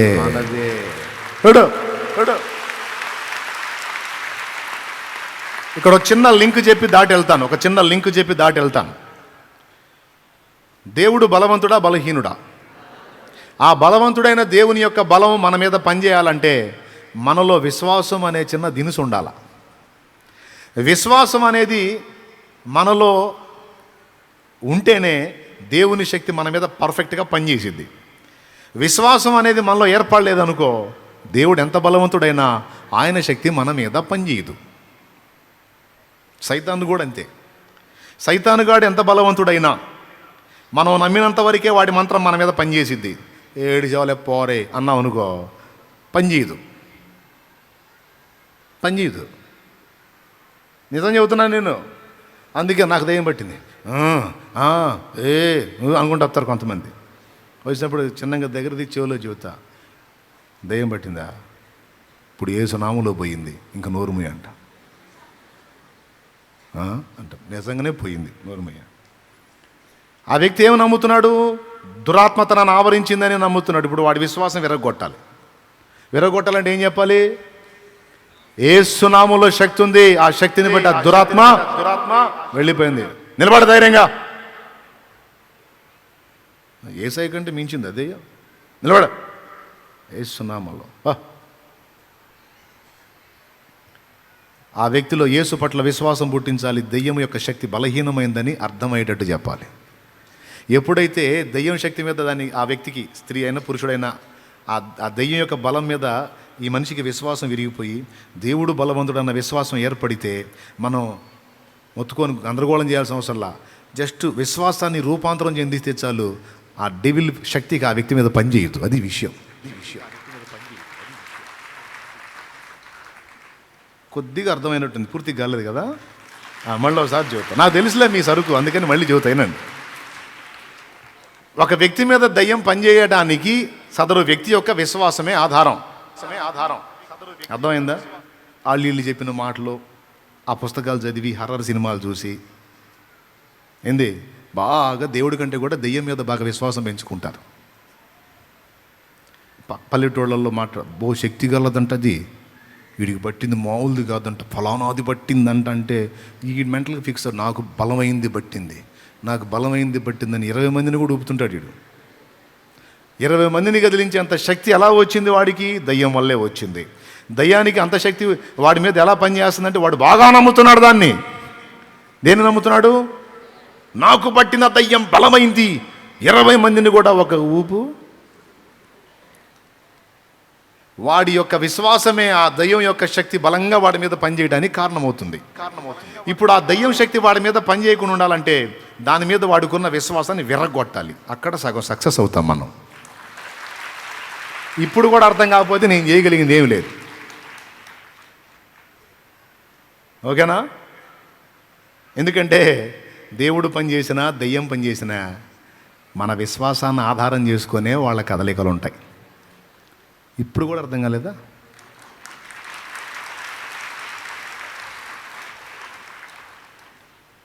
అందుకే సాధ్యమైనంత వరకు ప్రతి వ్యక్తికి కూడా దయ్యం గురించి గొప్పగా మాట్లాడితే కోపడతాను. ఓర్మోయ్, చెప్తే దేవుడి గురించి ఘనంగా చెప్పు. సైతాన్ గురించి నా ముందు గొప్పగా చెబుతావే. వాడు తనులు తిన్నోడైతే మొహం పగలు కొట్టించుకుని పళ్ళన్నీ రాళ్ళు కొట్టుకుని ఇప్పుడు అంతా మింగుడు సెక్షన్లో ఉన్నాడు, నవ్వుల సెక్షన్లో లేడాడు. గర్జించు సింహం వల్ల ఎవరిని మృంగుదునా అని వెదకుచూ తిరుగుతున్నాడని నములుదునా అని లేదు వాడికి. పళ్ళు ఊడిపోయినాయి. ఎప్పుడు తన్నాడు ఒక తన్నుకి, అయిపోయింది. గెలిచాడు, ఎప్పుడు అయిపోయాడు. తాకే ఏం లేదా? వాడి గురించి గొప్పగా మాట్లాడదా?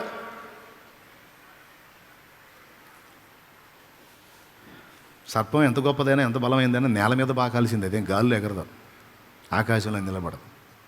కానీ మన దేవుడు ఆకాశాన్ని సింహాసనంగా చేసుకొని భూమిని పాదపీఠంగా చేసుకున్నాడు ఆయన.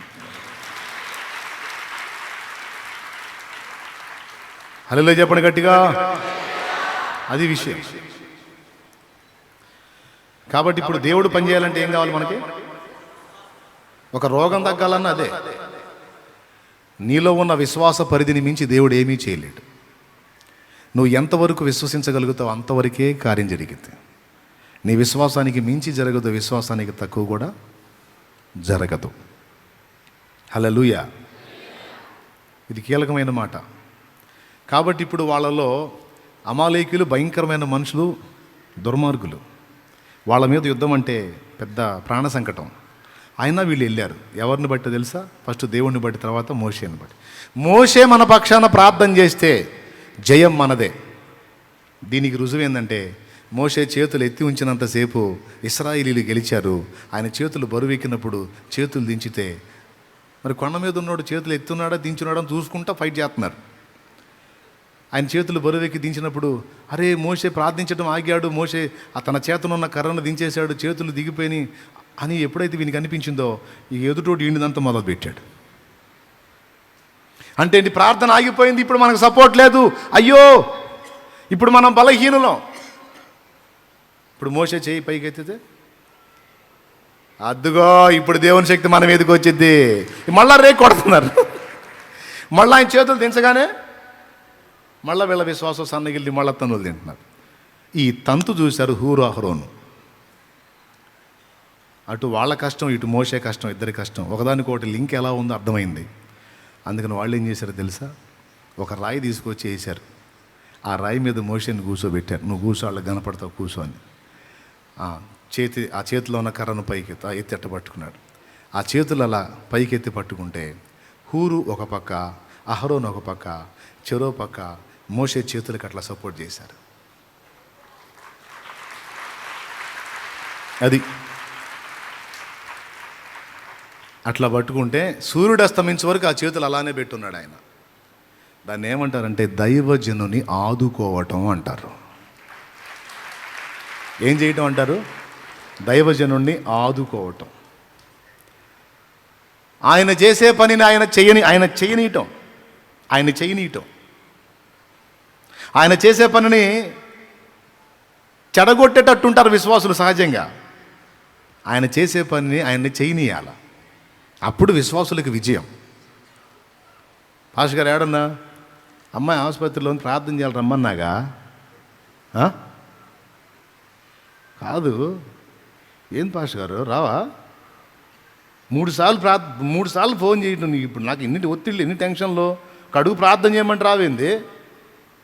కాదయ్యా, ఏకాంత ప్రార్థనకు. ఏం ఏకాంత ప్రార్థన?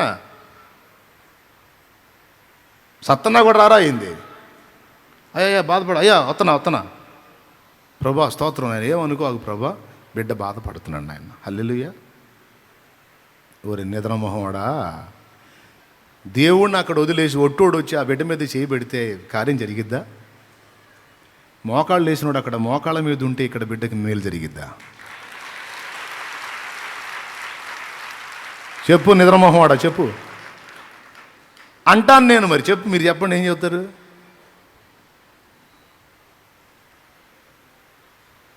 అయ్యా నేను ఇక్కడ ఏకాంత ప్రార్థన. అయ్యా ప్రార్థనలో ఉన్నారా? దేవునికి స్తోత్రం. అట్లయితే మా అమ్మాయిని ఒక్కసారి గుర్తు చేసుకోయ్యా, నా బిడ్డ ప్రమాదంలో ఉంది, నా బిడ్డ ఇబ్బందిలో ఉంది, ఒక్క మాట ప్రార్థన చేయగారు. అవునా?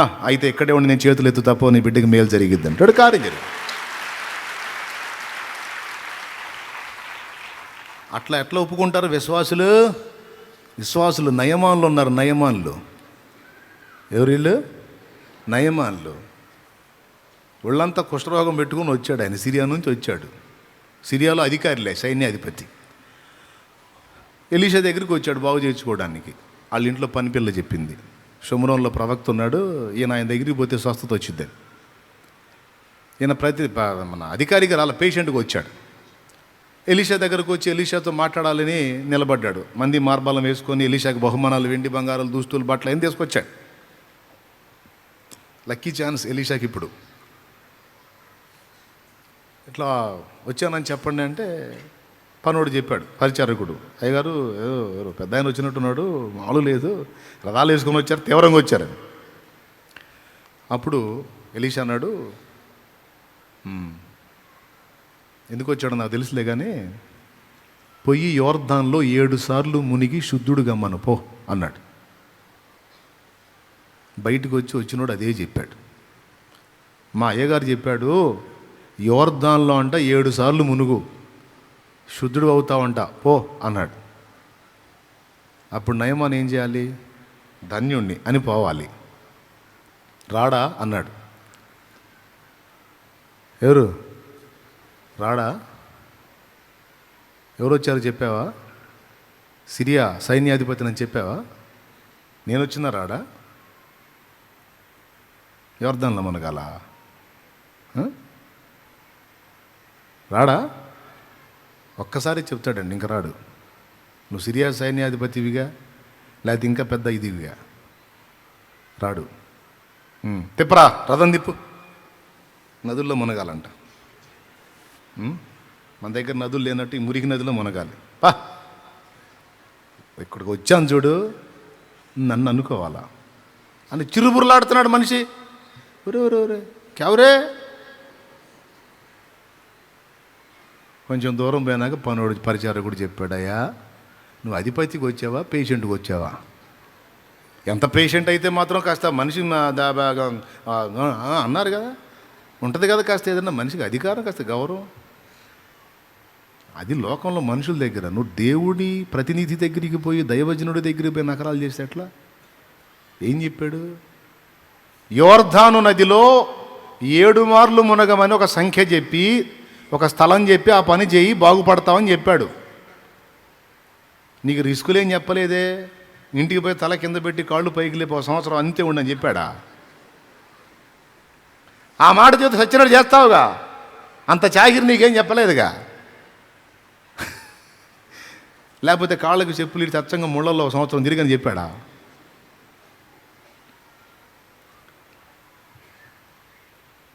లేకపోతే పెద్ద కోట్ల రూపాయల ధనం తీసుకొచ్చి ఏమైనా ఇవ్వమని చెప్పాడా? ఏం చెప్పలేదే. వర్ధంలో మునమన్నాడు. నీకేం మునిగితే ఏం పోయింది? అంతేనంటావా? మరి కాక నువ్వు అధికారివి సిరియాలో, దైవజనుడి దగ్గరికి వచ్చినప్పుడు నీ అధికారాలు, నీ కులాలు, నీ డబ్బు, నీ ఉద్యోగం, నీ జాబు, నీ హోదా, నీ క్యాస్ట్, నువ్వు నీ ఎచ్చులు, నీ తగలయ్యా, ఇవన్నీ దైవజనుడి దగ్గరికి తీసుకొచ్చి వచ్చావా నువ్వు? అవన్నీ ఎక్కడా? దేవుడి దగ్గర నీవు దీనుడవు. నువ్వు ఎంతటి వ్యక్తివైనా, నీకు ఎంత హోదా ఉన్నా, నువ్వు ఏ స్థాయి వ్యక్తివైనా, దేవుని పాదాల దగ్గరికి వెళ్ళినప్పుడు నువ్వు నీ స్థాయిని గుర్తుపెట్టుకో. ఆయన ఆకాశమందు ఉన్నాడు, నువ్వు భూమి మీద ధూళికణమై ఉన్నావు. జాగ్రత్త. ఆయన ప్రతినిధి దైవజనుడు. అంటే దైవజనుడి దగ్గరికి వచ్చినప్పుడు జాగ్రత్త, ఎచ్చులు పడకూడదు మనం అని. నాకు తెలిసి ఇంత ఘాటుగా కాకపోయినా కొంచెం సున్నితంగా మనోడు వాత పెట్టాడు. ఎవరికి? నయమానికి. నిషా దిగింది నయమానికి. కాదురా, ఇంతలా ఓడిని నేను వస్తే కనీసం బయటకు వచ్చి ఈ రోగంగా ఉన్న దగ్గర చెయ్యి ఆడించునేమో అని, ఏం చేయనేమో అని చెయ్యి. కొంతమందికి అంతే, నేను ఏడుండి ప్రార్థన చేస్తే తృప్తి కలగదు. దగ్గరికి తీసుకొచ్చి మామిడి మీద పెట్టి ఒకటి బాస్తే అసలు ఎట్ట చేశాడు అనుకున్న ప్రార్థన గట్టి పెట్టామని కొడితే కానీ బుర్ర తిరిగి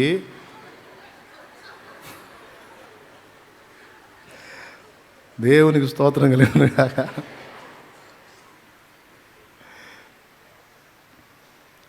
మళ్ళీ అట్లా చేయి, అట్లా తీసి అట్లా ప్రార్థన దీవించు ప్రభు అని పక్కన. ఏందమ్మా ఏంది అవతల మనిషి కాసేపు చేయబెట్టి చేశాడు, యువతల మనిషి కాసేపు చేయబెట్టి చేశాడు. నా ముఖం చూస్తే ఏందో దేవుడికి కూడా ఏందో మరి అట్ట అయిపోయింది. మరి ఇంట్లో అట్టనే తెచ్చింది, బయట అట్టనే తెచ్చింది, ఏడ కూడా అట్ట తెచ్చింది. ఏం తెచ్చింది? ఇది అట్టని తీసాడు చేయబెట్టి, ఊరికి అట్టని నేను వెళ్ళిపోయాడు. ఆయన దేవుడికి కూడా దయలేదు నా ముఖం అనుకుంటా పోతారు. తండ్రి సోదరులను కూడా చూశాను నేను. నాకు వినపడింది అనుకో, మళ్ళీ కొత్త మనిషి దగ్గరికి వచ్చి గట్టిగా నిన్ను బాగా గుర్తుపెట్టుకున్నా.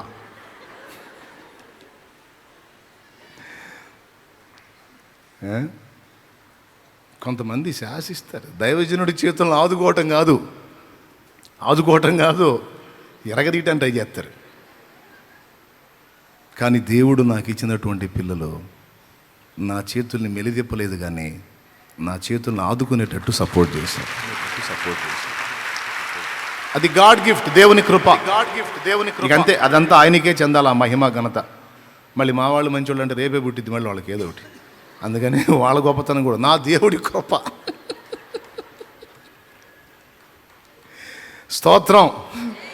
ఆ దయామయుడు, ఆ కరుణా సంపన్నుడు నా ఎడల కృప చూపి కొద్దిగా కాస్త విఘ్నత కలిగిన వాళ్ళని, వివేకం గల వాళ్ళని ఇచ్చాడు.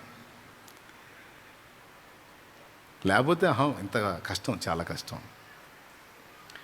దైవజనుడు చేయవలసిన పని అతడు చేయాలి. వీలైతే అతనికి సహకారులంగా మనం మారాలి. అతన్ని దేవునితో అనుసంధానం అయ్యేటట్టు మనం సపోర్ట్ చేయాలి. కానీ దేవుని నుండి అతన్ని ఎడం చేస్తే మనకి ఏ దీవెన రాదు. జస్ట్ ఖాళీ డబ్బా, చొక్క నీళ్ళు కూడా ఉండవు, ఒట్టి ఖాళీ డబ్బా మాత్రమే నీకు వచ్చింది అంతే. అదే మనిషిని ఆయనకి అనుసంధానం కానిచ్చే విధంగా ఆయనతో దేవునితో ఐక్యమయ్యే విధంగా నువ్వు సపోర్ట్ చేయగలిగితే దేవుని శక్తితో నింపబడతాడు. ఆ మనిషి ఆశువుగా ఒక మాట పలికిన జరిగిపోయింది నీకు. హల్లెలూయా. అలాగున్న కొంతమంది నాకు సపోర్ట్గా నిలిచారు. వాళ్ళని గుర్తుపెట్టుకున్నాను నేను. తప్పకుండా వీళ్ళు కరెక్ట్గా ఆలోచించారు కనుక ఇక ఇది ఒక సాధారణ విశ్వాసి కొరత కదా, ఇది దైవజనుని కొరత, దైవజనురాలి కొరత అని అనుకున్నాను. తర్వాత దేవుడు వాళ్ళని కోరుకొని నిలబెట్టి ప్రతిష్ఠ చేసి వాళ్ళకి తన పరిచర్య అప్పచెప్పడం కూడా చూశాను నేను. ఆయన స్వరక్తం ఇచ్చి సంపాదించిన సంఘమును కాయుటకు దైవజనుడు, దైవజనురాలు అనే ధన్యకరమైన సాక్ష్యానికి వాళ్ళని లేవనెత్తాడు దేవుడు.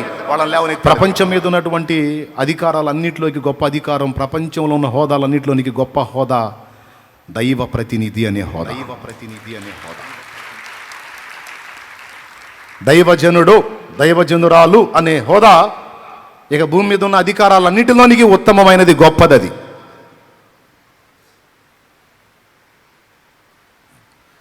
కనుక ఏం చేయాలి, ఏం చేస్తే సంఘం ప్రజ్వలించింది, ఏం చేస్తే సంఘం ముందుకెళ్ళింది, ఏం చేస్తే సంఘం ఆశీర్వదించబడిద్ది అంటే మొట్టమొదటిది సంఘం ఐక్యతతో వర్ధిల్లాలి. రెండవది సంఘానికి నాయకుడిగా తలగా ఉన్నటువంటి దైవజనుని సపోర్ట్ చేయాలి. అతని చేతులను ఆదుకోవాలి.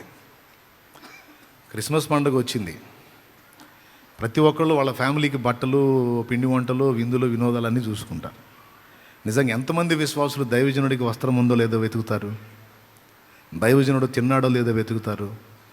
దైవజనుడు పిల్లలు కుటుంబం అంతా పూర్తిగా దేవుని సేవ మీద డిపెండ్ అయి ఉంది. ఆయన భార్య బిడ్డలకి వస్త్రాలు ఉన్నాయా లేవని ఎంతమంది ఆలోచిస్తారు? యథార్థవంతుడైన దైవజనుడు నీ ఆకలితో నువ్వు ఆయన ఇంటికి వచ్చినా లేదా మందిరంలోకి వచ్చి నీ సమస్య చెప్తే తన దగ్గర ఉంటే తప్పకుండా చేయగలిగినంత చేయటానికి ఇష్టపడతాడు. నీ గురించి ఆలోచిస్తాడు, నీ గురించి బాధ్యత కలిగి ఉంటాడు. నువ్వు 10 సార్లు అడుగులు జారి తొట్టుపడి నేను దేవునికి పనికిరానయ్యా అంటే నిన్ను ధైర్యపరిచి క్షమిస్తాడు దేవుడు. ధైర్యం తెచ్చుకో, నిలబడని నిన్ను నిలబెడతాడు దైవజనుడు. కానీ అదే దైవజనుడు ఒక్కసారి ఎక్కడన్నా దోషంలో దొరికితే చిన్నదో పెద్దదో వెంటనే అప్పటి నుంచి నువ్వు ద్వేషించడం మొదలు పెడతావు, ప్రచారం మొదలు పెడతావు కాదా? నువ్వు 20 సార్లు తప్పు చేసి వస్తే దైవజనుడు నిన్ను ధైర్యపరిచి అలా చేయొద్దు, ఇంకొకసారి సరి చేసుకో, దేవుడు క్షమిస్తాడు, దేవుడు మన్నిస్తాడని నిన్ను ధైర్యపరిచి మళ్ళీ తిరిగి దేవునికి నిన్ను కనెక్ట్ చేస్తాడు.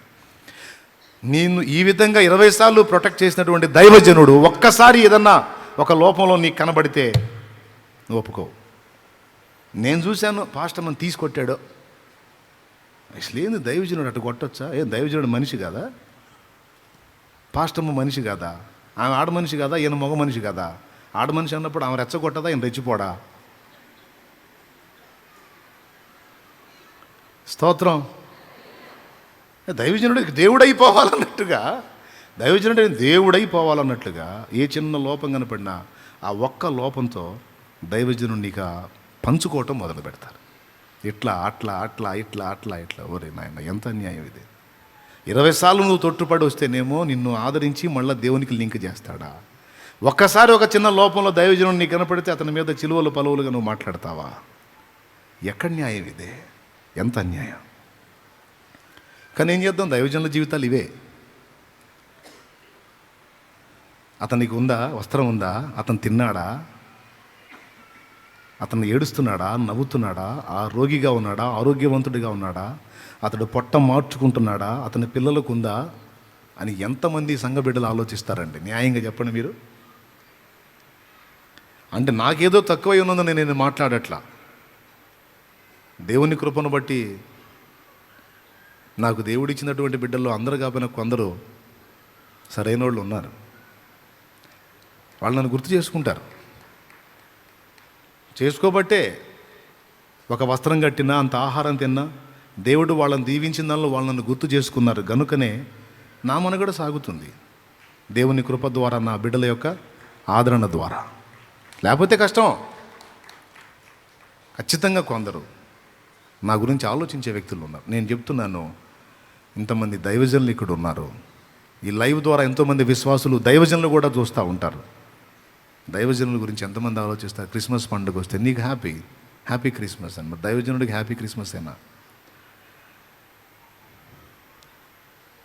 ఈ పండుగ రోజు అన్నకి పండగకు ముందు నేను ఒక బట్ట కుట్టించి అన్న చేతికి ఇవ్వాలి, అక్కకి ఇవ్వాలి, ఒక వస్త్రం తెచ్చి పిల్లలకి ఇవ్వాలి. నాకు దేవుడు సమృద్ధి ఇచ్చాడు కదా, నా దైవజనుడు అని ఎంతమంది ఆలోచిస్తారండి? ఆలోచిస్తే ఎంత ధన్యులో తెలుసా మీరు? దేవుడు ఎంత సంతోషిస్తాడో తెలుసా?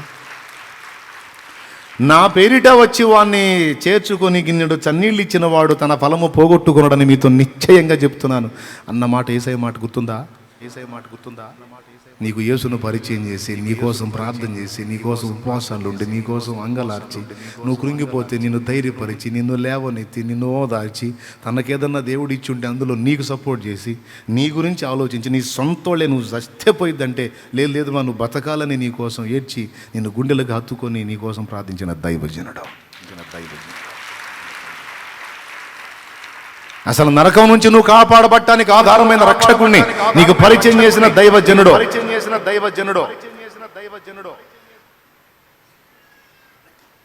ఆయన్ని ఆదరించినప్పుడు దేవుడు గుర్తించడా? నా పేరిట ఉన్నవానికి అంత పెట్టావు నీవు, ఇదిగో నాకు ఇచ్చావు నువ్వు అనడా? విశ్వాసులారా, ఒకవేళ మీరు ఇప్పటికీ ఇలాంటి మనస్తత్వం కలిగి ఉన్నవారైతే ధన్యులు. దైవజనుని ఆటంకపరిచేవారుగా గాక ఆదుకునేవారై ఉంటే సూపరం. నాకు దేవుడు ఇచ్చిన వారిలో కొందరు అట్టివారు అన్నాను. కొందరు అంటే పాపం ఎవరికి వాళ్ళు డౌట్ వచ్చింది, కొంపదీసి నేను ఉన్నాను లేదా లిస్టులో అని. దాదాపు అందరూ హృదయాలు మంచి హృదయాలే. మళ్ళీ నొచ్చుకోవాకండి, ఇబ్బంది పడవాకండిలే. దేవునికి స్తోత్రం. మళ్ళీ డౌట్ అవుతుంది కొంతమందికి, నేను ఉన్నానో లేదో ఏమో అని. మళ్ళీ ఎమ్మటే కొంతమంది సంచిలో పెట్టుకొని తిరుగుతారు నిరాశ ఊపి, ధన్మంది ఎగిరి దూగుతుంటారు. అప్పుడే నిరాశ ఊపి సంచిలో పెట్టుకొని తిరుగుతుంటారు. ఏ కొంచెం తేడా వచ్చినా సరే ధన్మని ఓపెన్ చేసి ఎగిరి దూకి రా బయటికి నేను రాలేనులే అంటుంటారు. అర్థమైంది నేను చెప్పింది?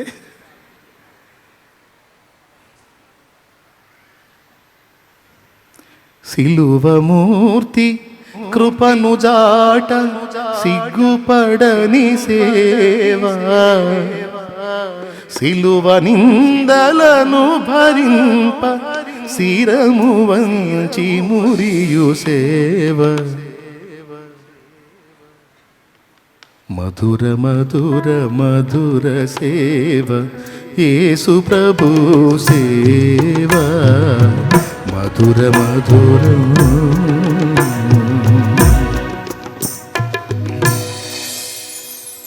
ఈ పాటలో ఏం చెబుతాడో తెలుసా? బాధల్ని వరించి పెళ్లి చేసుకున్నాడంట దైవజనుడు. వేటిని? బాధలను వరించి పెళ్లి చేసుకున్నాడంట. భాగ్యభోగ నిధులు లేని భారభరిత సేవా, భాగ్యభోగ నిధులు లేని భారభరిత సేవా, బాష్పశిరులలోన మెలగి బాధలను వరించు సేవ, బాధలను భరించు సేవ, మధుర మధుర మధుర సేవ యేసు ప్రభు సేవ, మధుర మధుర.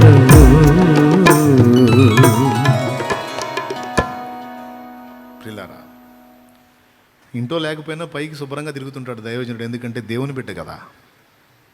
ఇంట్లో లేదని అవతారం బయటికి ఎందుకు చూపించాలి అని, నా దేవుడికి ఎక్కడ అవమానం రాకూడదు, పొయ్యి ముట్టించకపోయినా సరే నా దేవునికి అవమానం రాకూడదని, అంటే ఇంట్లో అన్నం వండకపోయినా సరే శుభ్రమైన బట్ట కట్టుకొని బయటకు వస్తాడు. బాగానే ఉన్నాం, పరీక్షలో ఉన్నాం, పర్వాలేదు, స్తోత్రం. దైవజనాలకు ఉందో లేదో, పిల్లలకు ఉందో లేదో తెలీదు. ఈ మాటలు కొంతమందికి నచ్చకపోవచ్చు, ఇష్టం ఉండకపోవచ్చు, అయినా నాకు అవసరం లేదు, అట్లాంటి వాళ్ళతో నాకెందుకు. కానీ కొంతమంది హృదయం గల వాళ్ళు ఉంటారు, ఆలోచన పరులు ఉంటారు, దీవించబడిన వాళ్ళు ఉంటారు. వాళ్ళ కోసం చెప్తున్నాను ఈ మాట నేను. పిల్లారా, ఆయనకేమండి డాబు సరిగా తిరుగుతుంటే ఆయనకే ఇస్త్రీ గొడ్డ నలిగిద్దా బ్రహ్మాండంగా ఉంటే ఆయనకే.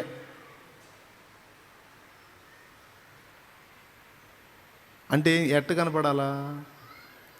ఏడ చినిగిపోయి ఏడొక అతుకేసుకొని ఈ కాలర్ దగ్గర కొంచెం ఇట్లా చినిగి ఇక్కడ పైకి లేచి ఇక్కడ ఈ కింద ఇది చినిగిపోయి ఇక్కడ కొంచెం సగం చినిగి కిందకి ఏలాడబడతా అట్ట తిరుగుతుంటే పాప మన అయ్యగారు బాగా బేద. అప్పుడు గుర్తిస్తారా పనికి మాలిన విశ్వాసులు? మిమ్మల్ని కాదులే, మిమ్మల్ని కాదు అసలు. ఎవరు అసలు నాయకుడు? మేము వాక్యము ప్రకటించుట ప్రార్థించుట మాని భోజనము పంచిపెట్టుట యుక్తము కాదు. ఎదుగో మాకు సపోర్ట్ చేయండి, ఒక 7 నిలబడండి, ఈ పని మీరు తీసుకోండి, మేము దేవుని పనిలో ఉంటాం. పరిచర్య ముందుకెళ్ళిద్ది, ఆత్మల రక్షణ కార్యం జరిగిద్ది, ప్రభువుగా మహిమ వచ్చింది. దైవజనుడా ఓకే, ఇదిగో మేము సిద్ధంగా ఉన్నాం. హల్లెలూయా. అలా ముందుకు వచ్చినటువంటి వాళ్ళు సేవకులే అవుతారు, సేవకురాళ్ళే అవుతారు. ఆ విధంగా సపోర్ట్ చేసి కట్టబడిందే దేవుని సంఘం. ప్రియులారా, ఈరోజు ఏం జరుగుతుంది? విశ్వాసులు తమ బాధ్యతను విస్మరించారు. దైవజనుణ్ణి దేవుణ్ణి కూడా యూజ్ అండ్ త్రో, వాడు పక్కన పడే, దట్స్ ఆల్, అంతే. అట్లా కాదు కదా. దేవుడు దేవుడు ప్రాబ్లం లేదు కానీ దైవజనుడు నీకు దేవునికి మధ్య ఉంచబడ్డాడు. నీకుండే శోధనల కంటే మిక్కుటమైన శోధనలు ఒక దైవజనుడిని చుట్టుముడతాయి. నువ్వు తేడా పడితే, నీ సాక్ష్యం తేడా పడితే, నీ ఇళ్లను నీ చుట్టుపక్కల 4 ఇళ్ళే, కానీ నిన్ను నీలాంటి వాళ్ళ 100 మందిని నడిపించే ఒక్క దైవజనుడు తేడా పడితే ఆ చెడ్డ సాక్ష్యం టోటల్ సంఘాన్ని, అతను అనుసరించే వాళ్ళందరినీ డ్యామేజ్ చేసిద్ది. ఇప్పుడు చెప్పు, దయ్యాలు ఎవరిని టార్గెట్ చేస్తాయి? నిన్న నాయకుడినా? పెద్దగా చెప్పు. నాయకుడినే. నిన్ను దెబ్బతీస్తే అంతా నలుగురికే నష్టం, కానీ నీతో పాటు అనేకులు నడిపించి ఒక దైవ జనుడిని డ్యామేజ్ చేస్తే అది టోటల్ సంఘానికి, సమాజానికి కూడా నష్టం. అందుకే దురాత్మలన్నీ ఎవరిని రౌండప్ చేసి ఉంటాయో తెలుసా? శారీరకంగా, మానసికంగా, ఆత్మీయంగా ఎక్కడ దొరికితే అక్కడ తొక్కటానికి నిరంతరం దైవజనుని వేటాడతాయి, దైవజనురాల్ని వేటాడతాయి. అర్థం చేసుకోవటం, చేతనైతే ప్రార్థన చేయటం, చేతనై ఉంటే సపోర్ట్ చేయటం, నీ వంతు నీ ధర్మాన్ని నువ్వు నెరవేరిస్తే దేవుడు తన కార్యాన్ని తన దాసురాలి ద్వారా దేవుడు జరిగిస్తాడు. నిందించడం ఎక్కువ, విమర్శించడం ఎక్కువ, బాధ్యతను నెరవేర్చడం తక్కువ నేటి సంఘానికి. హల్లెలూయా. ప్రియులారా, మనం ఆ తత్వాన్ని కలిగి ఉండొద్దు. ఇంతవరకు మీరు మంచిగా సపోర్ట్ చేశారు, ఇక ముందు కూడా అలానే మీరు దేవుని పనికి నిలబడగలిగితే, సంఘములో మొదటి వ్యక్తి దగ్గర నుంచి చివరి వ్యక్తి దాకా తమ తమ కర్తవ్యాన్ని గుర్తించగలిగితే, ఇదేంది ఇంకా పట్టజాలనంత విస్తారమైన ఆత్మల రక్షణ కార్యం మనం చూస్తాం.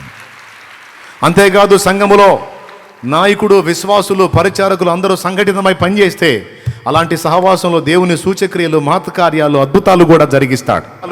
ఆ సంఘానికి దినదినం రక్షింపబడుతున్న ఆత్మలను దేవుడు చేరుస్తాడు. పరిచర్య ప్రజ్వలిస్తుంది. ఒకళ్ళ మీద ఒకళ్ళు ద్వేషాలు పెంచుకొని, ఒకరి మీద ఒకరు నిందా ప్రచారాలు చేసుకుంటూ, ఒకరినొకరు దూషించుకుంటూ, ఒకరి మీద ఒకడు కత్తులు దూసేటువంటి తప్పుడు నైజం సంఘంలో ఉండకూడదు. ఇంత విన్నారు కదా, ముగింపులో ఇంకొక విషయం కూడా చెప్పి ముగిస్తాను నేను. సంతోషంగా స్తోత్రం చెప్పండి.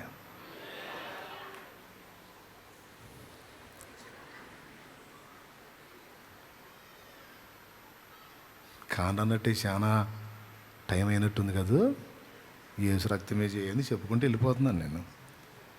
సరే, ఇక ముగించేస్తాను. చెప్పేదా ఒక్కటి కూడా చాలా అవసరం, అదే చెప్పాలి, చెబుతా. సంఘంలో ఒక విశ్వాసిగా నువ్వు కూర్చున్నట్టు నేను కూర్చున్నా, కానీ నువ్వు ఉన్నట్టు నేను ఉండిపోవాలనుకోవాలా. ఒక మెట్టు ఎక్కాలని, దేవునికి ఇంకా దగ్గర అవ్వాలని, దైవజనునికి నా వంతు ఆదరణ నేను ఇవ్వాలని ఫస్ట్ నుంచి డిసైడ్ చేసుకొని వెంటాడిన వ్యక్తిని నేను. నాకున్న ఆశ, ఆరాటం అది. హల్లెలూయా. ఈ ఒక్క విషయం కూడా చెప్తా.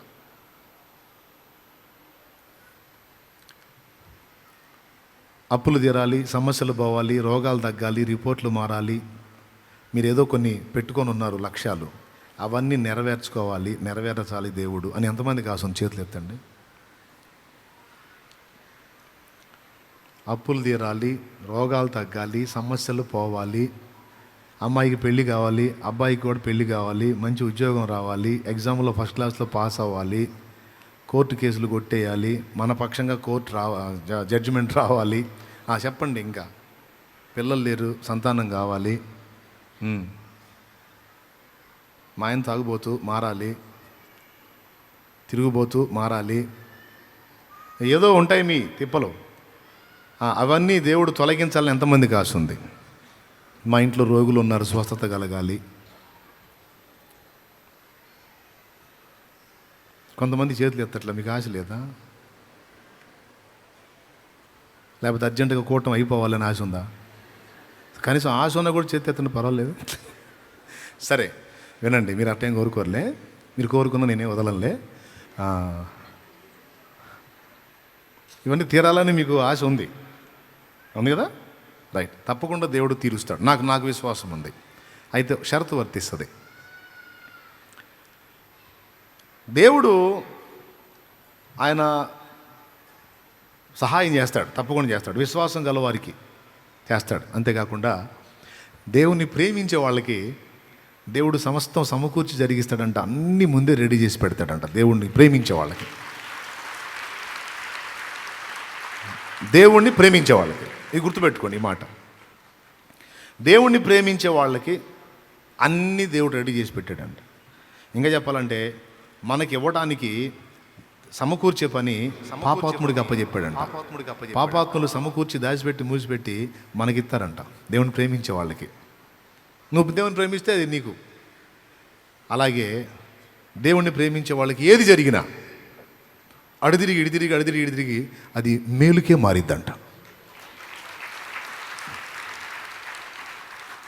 దేవుణ్ణి ప్రేమించేవాడికి ఏదన్నా జరగని, అరే ఇదేంద్రా ఇట్లా జరిగింది అబ్బా అరే అని ఫీల్ అయింది కూడా, తిరిగి కొంతకాలం అయినా చూస్తే అట్లా జరగటం నిజంగా చాలా బెటర్ బ్రదరు, చాలా బెస్ట్ అయింది. లేకపోతే అమ్మో అది ఎన్ని వంకలన్నా తిరగని, అది నీకు ప్లస్ అయింది కానీ మైనస్ కాదు. నేను చెప్పాల, వాక్యం చెప్పింది రోమపత్రిక 8:28 మీకు అందరూ తెలుసు, నాకు వెళ్ళి చూడండి. ఓకేనా? ఇంకా దేవుని ప్రేమించే వాళ్ళకి ఏమేం జరిగిద్ది? అతడు నన్ను ప్రేమించుచున్నాడు కనుక నేను అతన్ని తప్పించేదను అనంది. ఏవైతే డేంజర్ పాయింట్స్ ఉంటాయో వాటిలోంచి దేవుణ్ణి ప్రేమించే వాళ్ళని దేవుడు తప్పిస్తాడట. నేను చెప్పాల, 91వ కీర్తనలో దేవుడే చెప్పాడు, అతడు నా నామము నెరిగిన వాడు కనుక నేను అతన్ని గొప్ప చేసేదను, అతడు నన్ను ప్రేమించుచున్నాడు కనుక నేను అతన్ని తప్పించేదను. ఇంకేం జరిగింది దేవుని ప్రేమించేవాడికి? ఏదో ఒకటి జరిగిద్దా? నన్ను ప్రేమించు వారిని ఆస్తికర్తలుగా చేతునన్నాడు. ఓకే, ఇప్పుడు ఇంతకు దేవుణ్ణి ప్రేమించడం అంటే ఏంది? అబ్బో ఏదో దేవుణ్ణి ప్రేమిస్తే అన్నీ బాగానే ఉన్నట్టు లక్కీ ఛాన్సులు, ఓకే సూపర్, అవన్నీ వస్తాయి. దేవుణ్ణి ప్రేమించేవాడికి అన్నీ జరుగుతాయి, నిజమే, డౌట్ లేదు. నేను చెప్పాల, వాక్యం, ప్రతిదీ వాక్యం. అయితే ఇంతకు దేవుణ్ణి ప్రేమించడం అంటే ఏంది? ఈ ఒక్కడే చెప్పండి, నీకు ప్రార్థన చేస్తా. దేవుణ్ణి ప్రేమించడం అంటే ఉంది, చర్చికి రావడం, ఏదైనా చిల్లర ఉంటే అంతే. అదేనా దేవుణ్ణి ప్రేమించడం అంటే? మరేంటి? దేవుణ్ణి ప్రేమించడం, దేవుణ్ణి ఇష్టపడటం, దేవుణ్ణి కోరుకోవటం, దేవుణ్ణి ఆరాధించటం, దేవుణ్ణి సేవించటం, దేవుణ్ణి ప్రేమించేవాడు చేస్తాడు. వీటన్నిటితో పాటు దేవుణ్ణి ప్రేమించిన వాడు తన ఇష్టాలని, తన ఆశలని, తన ఆలోచనలను పక్కన పెట్టి తను ప్రేమించే దేవుని ఇష్టాన్ని, సంతోషాన్ని, చిత్తాన్ని నిరంతరం వెతుక్కుంటూ ఉంటాడు. అది దేవుణ్ణి ప్రేమించేవాడు వాని యొక్క లక్షణం, దేవుని ప్రేమించటం. దేవుని ప్రేమించటం అంటే ఆయన ఆజ్ఞలను గైకొనటం అని చెప్పొచ్చు. యోహాను సువార్త 14:15-16 ఆ మాట ఉంది, 15లో ఉంది, 14:15. యోహాను సువార్త 14:15. మీరు నన్ను ప్రేమించిన యెడల నా ఆజ్ఞలను గైకొందురు. సరే, ఆజ్ఞలు అంటే మళ్ళీ మీరు ధర్మశాస్త్రం గుర్తొచ్చింది, అది పక్కన పెడదాం. దేవుణ్ణి ప్రేమించడం, దేవుని ఇష్టాన్ని వెతకటం. ఓకేనా? రైట్. ఈరోజు ఇంతమంది విశ్వాసులు ఉన్నారు ఇక్కడ. ముగింపు చివరికి వచ్చా, ఏనండి, ఇంతమంది ఉన్నాం. మనం ఏం చేస్తే దేవుడికి ఇష్టం? ఇప్పుడు ఇది ఈరోజు సెమీ క్రిస్మస్ అనుకున్నాం, రేపు డిసెంబర్ 25కి క్రిస్మస్ వచ్చింది. బర్త్డే ఫంక్షన్కి పోయేటప్పుడు మనం ఒట్టిగా పోతామా? పిల్లలకి ఏదైనా గిఫ్ట్ తీసుకెళ్తామా? నాకు తెలిసి కాస్త మర్యాద తెలిసిన వాళ్ళు ఎవరైనా ఏదో ఒకటి తీసుకొని పోతారు, ఊరకు మాత్రం పోరు. ఒట్టి చేతులతో అయితే వెళ్ళరు, ఏదో ఒకటి తీసుకొని పోతారు. ఇప్పుడు యేసయ్య పుట్టినరోజు సందర్భంగా పాటలు పాడి ఆరాధించి ఏదో చేస్తూ ఉంటాం. మరి ఏదన్నా గిఫ్ట్, మనం ఏం గిఫ్ట్ తీసుకెళ్తే ఇష్టపడతాడు? నేను ఆయన్ని ప్రేమిస్తున్నానని వెల్లడయ్యట్టు నేనేం చేయాలి అంటే ఆయనకి ఇష్టమైనవి చేయాలి. ఇష్టమైనవి ఏంటి? జక్కయ్య అనుకున్నాడు, ఊరు మొత్తం తిట్టారు జక్కయ్యని. ఆ జక్కయ్య కాడికి పోయాడు ఆయన. రా చెట్టు దిగిరా, ఈరోజు నేను నీ ఇంట ఉండవలసి ఉంది అన్నాడు. ఓ, మా ఇంటికి వస్తున్నాడా? ఇప్పుడు నేను ఏం చేసి యేసును సంతోషపెట్టాలి? బాగా సంపాదించాను, నోళ్ళు కొట్టి కడుపులు కొట్టి. ఆ డబ్బులతో నేను కొంత ఇచ్చి ఆయన సంతోషపెట్టేదా? డబ్బు పిచ్చోడు కాదు.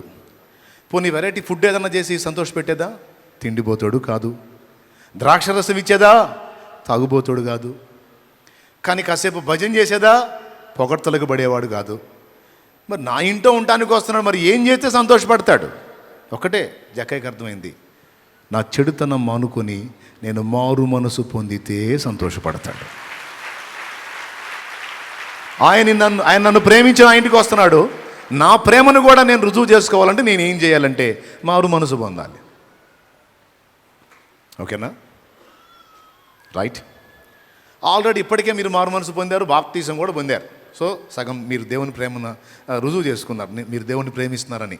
ఎందుకంటే ఆయన ఇష్టమైనటువంటి మారు మనసును మీరు పొందారు, రక్షణ పొందారు, మీరు అందరూ జీవగ్రంథంలో పేరు సంపాదించారు. ఇంకా కొంతమంది సంపాదించలేదు అనుకోండి, చూద్దాం వాళ్ళు ఎప్పుడు పొందుతారో, మరి పొందుతారో అసలు పొందకుండానే మనకు తెలియదు.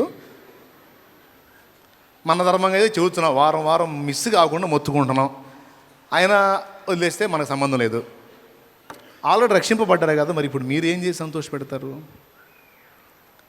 అసలు ఏం చేస్తే ఆయన ఆనందపడతాడు? మారు మనసు అక్కరలేని 99 నీతిమంతుల కంటే మారు మనసు పొందు ఒక్క పాపి విషయమే పరలోకంలో ఎక్కువ సంతోషం కలుగును అన్నాడు. దేవుణ్ణి సంతోషపెట్టడానికి, దేవుణ్ణి మహిమపరచడానికి భూమి మీద ఉన్నటువంటి మానవుల్లో చాలామంది నశించిపోతున్న స్థితిలో ఉన్నారు. వారిని మనం రక్షించడానికి నడుం కట్టినప్పుడు, అన్ని జనుల ఎదుట దేవుని నామాన్ని మహిమపరచడానికి మనం నడుం కట్టినప్పుడు, సాతాను సామ్రాజ్యాన్ని కూలదోసి మన దేవుని సామ్రాజ్యాన్ని విస్తరింపజేయడానికి మనం నడుం కట్టినప్పుడు దాన్ని బట్టి సంతోషపడతాడు ఆయన. నా పిల్లలకు కర్తవ్యం అర్థమైంది, బాధ్యత తెలిసింది, ప్రయాసపడుతున్నారని.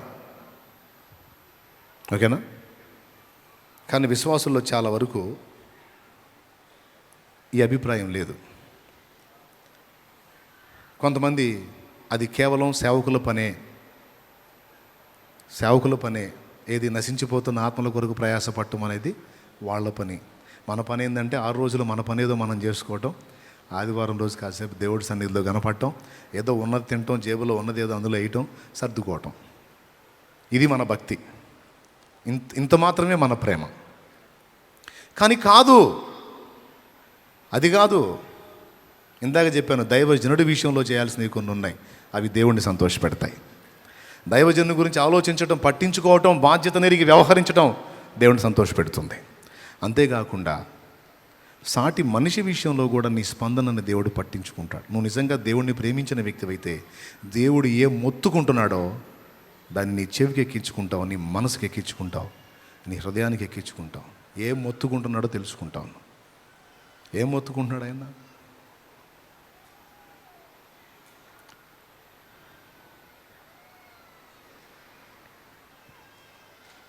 పెను తుఫాను వచ్చింది, తండ్రి 3 పిల్లలు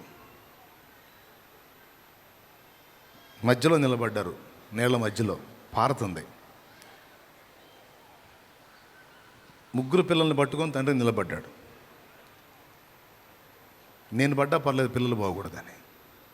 ఉధృతంగా ప్రవహిస్తుంది, ఏమాత్రం స్లిప్ అయిందో కాలు వెళ్ళిపోవటమేక. అలాంటి డేంజర్ కండిషన్. ఇంతలో 2 పిల్లలు ఉన్నారు, ఒకడు సడన్గా జారి పడ్డాడు, నీళ్ళలో పడిపోయాడు. తండ్రి ఏం చేశాడు తెలుసా? ఒకడు పోతే పోయాడు, 2 ఉన్నారులే అని ఆనందపడట్లా. ఆ పోయిన వాడి కోసం ఏడుస్తా, ఈ పిల్లల్ని వదలలేక, ఆల్రెడీ క్షేమంగా ఉన్న పిల్లల్ని వదలలేక, పోతున్న వాడిని చూసి ప్రశాంతంగా ఉండలేక రొమ్ము కొట్టుకొని ఏడుస్తున్నాడు. ఈరోజు పరలోకపు తండ్రి హృదయం అలానే ఉంది. రక్షింపబడిన వాళ్ళని చూసి సంతోషపడాలో, రక్షణను ఎరుగక, క్రీస్తు ప్రేమ తెలియక వ్యర్థమైన వాటి చుట్టూ తిరుగుతూ దేవుని ప్రేమను గురించి వారికి చెప్పేవాళ్ళు లేక, ఆ విషయంలో బాధ్యతగా వ్యవహరించే వాళ్ళు లేక, ఆ ప్రేమను వాళ్ళకు చూపేవాళ్ళు లేక, వాళ్ళు తన పిల్లలు, దేవుడు చేతులతో నిర్మించుకున్న తన పిల్లలు తన కళ్ళ ముందు నశించిపోతుంటే ఆయన ఎలా హ్యాపీగా ఉంటాడు, ఎలా ప్రశాంతంగా ఉంటాడు? మనం ఫంక్షన్లు చేసి, పండగలు చేసి, ఉయ్యాలతోట్లు వేసి ఊపుతుంటే ఎంజాయ్ చేస్తాడా? తెలివిలేని పిల్లలారా అంటాడు. మరేం చేయాలి? ప్రతి విశ్వాసి తన కర్తవ్యాన్ని గుర్తించాలి కదా. నాకు అర్థమైంది, అందుకే నేను దేవుణ్ణి సంతోషపెట్టాలి, నా ప్రేమను ఆయన ఎడల వెల్లడి చేసుకోవాలి. అందుకే నా మట్టుకు నేను నా ఇంటి వారు రక్షించబడ్డామని ఆగలేదు, కానీ నాకు అవకాశం ఉన్నంత వరకు సువార్త ప్రకటించి ఎంతమందిని నేను క్రీస్తు కొరకు సంపాదించగలను అంతమందిని సంపాదించాలన్నాడు. కష్టపడి చాకిరీ చేసుకుంటున్నటువంటి దినాల్లో సైతం నేను పనిచేసే స్థలంలో సువార్త ప్రకటించగా మానలేదు, నేను వ్యాపారం చేసిన స్థలంలో సువార్త ప్రకటించగా మానలేదు. ఎక్కడ ఏ ఛాన్స్ వచ్చినా నేను పాస్టర్ని కాదు కదా, నేను పెద్ద సేవకుడిని కాదు కదా, నాకెందుకు వచ్చిన గొడవ, అది వాళ్ళ పని కదా అనుకోలా. నేను ఎరిగిన యేసు, నాకు తెలిసిన యేసు, నాకు అవగాహన ఉన్నంత వరకు అవకాశం దొరికిన ప్రతి చోట నేను వినియోగించుకొని, మాటలు రాని మూగరాలు, చెవులు వినపడో మాట రాదు అలాంటి వ్యక్తికి బొమ్మ గీసి మరి క్రీస్తు శిలువ సువార్త చెప్పి ఆత్మ రక్షింపబడేటట్టు ప్రోత్సహించడానికి దేవుడు నా కృపనిచ్చాడు. అంటే ఇది మెహర్బానీ కోసం చెప్పండి, ఒక భారం. ఒక వ్యక్తిని దేవుడు ప్రేమించి హత్తుకొని సంతోషపడటానికి మనం వ్యవహరించాల్సిన తీరు మనలో దేవుడు వెతికే కొలత. నశించిపోతున్న ఆత్మల విషయంలో ఓ విశ్వాసిగా, ఒక దేవుని సంబంధిగా, దేవుణ్ణి ప్రేమించే వ్యక్తిగా, ఆ ఆత్మల భారం లేకుండా, ఆత్మల కొరకు ప్రయాసపడకుండా, ఎట్లనన్నా కష్టపడి సంవత్సరం అంతా కష్టపడి ఒక ఆత్మను సంపాదించాలి అనే గురి గమ్యం లేకుండా ఏదో ఆర్డినరీగా వచ్చి వెళ్ళిపోతా బాధ్యత లేని వ్యక్తిగా ఉండి క్రిస్మస్ పండుగ రోజు బజ్జో కన్నా ఇమ్మానుయేలుని పాటలు పాడితే దేవుడు ఉయ్యాలుగుతాడు అనుకున్నావా? సంతోషపడి సంబరం చేసుకుంటాడు అనుకున్నావా? ఎంత మాత్రం కాదు. నీ కర్తవ్యాన్ని గుర్తుపట్టని పిల్లతనంలో నువ్వు ఉన్నందుకు సిగ్గుపడతాడు, బాధపడతాడు. ఇంకెప్పుడు ఎదుగుతావు నువ్వు అంటాడు. పుట్టాను, పెరిగాను, పెద్దయ్యాను, ప్రాణం పెట్టాను, తిరిగి లేచాను, వెళ్ళాను, త్వరలో సంఘాన్ని తీసుకొని పోవటానికి మళ్ళీ వస్తున్నాను. నువ్వు సిద్ధపడకుండా, అనేకుల్ని సిద్ధపరచకుండా పాటలు పాడి ఏదో చేసి నన్ను తృప్తి పెడదాం అనుకున్నావా? శాంటా క్లాస్ వేషాలు వేసి, డ్యాన్సులు వేసి, యేసు పుట్టినని డ్యాన్సులు వేసి, స్టేజీల మీద స్టెప్పులు వేసి, నడుములు తిప్పి, డీజేలు పెట్టి, గంతులేసి, గందరగోళాలు చేసి,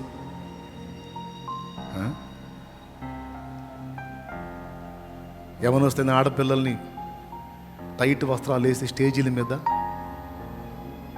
ఎగిరించి దేవుణ్ణి సంతోషపెడదామని, అవన్నీ ఎవరిని సంతోషపెడదామని? దేన్ని బట్టి సంతోషపడతాడు? ఒక విశ్వాసి తన కర్తవ్యాన్ని గుర్తించట్లా. ఈరోజు మన సంఘం ఉదాహరణకి ఒక 50,000 ఆత్మలు రక్షించబడి ఉన్నాయి అనుకుందాం. మన సహవాసంలో ఒక 50,000 ఆత్మలు ఉన్నాయి అనుకుందాం. సంవత్సరం అంతా కష్టపడి ఒక్క ఆత్మని, సంవత్సరం అంతా కష్టపడి ఒక్క ఆత్మని సంపాదిస్తే, ఒక్క సంవత్సరంలో ఒక్క ఆత్మని సంపాదిస్తే నెక్స్ట్ ఇయర్కి ఎన్ని ఆత్మలు ఉంటాయి? సరిపోయిద్దా? చాలదో. అలాగే నేను చేయకుండా చెప్పట్లా, నేను చేస్తా సువార్త ప్రకటన, నేను మాట, పాట, పుస్తకం ప్రకటన, ఏ అవకాశాన్ని పోనేనో, నాకు అందుబాటులోకి వచ్చిన ఏ ఒక్కరిని వదిలిపెట్టలా. చెప్తా, చెబుతూనే ఉంటా. నా ఊపిరున్నంత వరకు యేసుని గురించి ప్రకటించకుండా నేను ఉండను.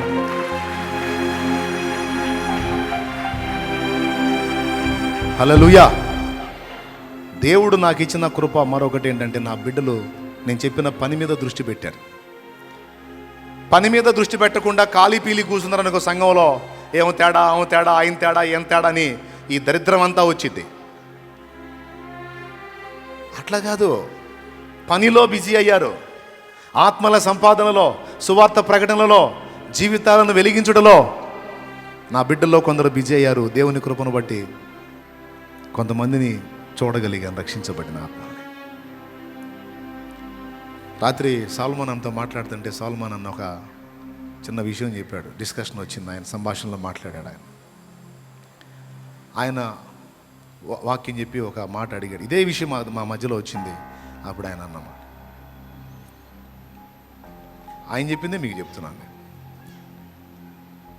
3 బెడ్రూమ్ ఫ్లాటు, ఒక కారు నేను మీకు ఇవ్వాలని అనుకుంటున్నానని ఆయన అన్నాడట సంఘంతో. మీలో ఎంతమందికి కావాలి?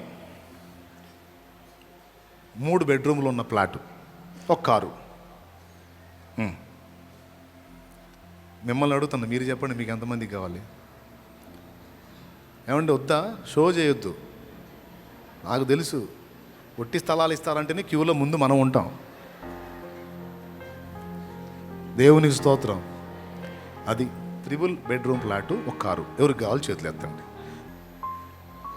ఏం లేదు, మీరు చేయాల్సింది ఒక్కటే, రోజుకు ₹1, 30 రోజులు రెట్టింపు ఇవ్వండి, అంతే చాలు. రోజుకు ₹1, ఫస్ట్ ₹1, తర్వాత దానికి డబుల్ ఎంత? దానికి డబుల్ ₹4, దాని డబుల్ అంతే. అట్లాగా డబుల్ 30 రోజులు, ఓన్లీ 1 మంత్, 30 రోజులు చాలు ఇస్తే చాలు. నిజంగా ఒట్టిది కాదు, నిజంగా మీరు అలా ఇస్తే చాలు, 30 రోజులు ఇస్తే చాలు.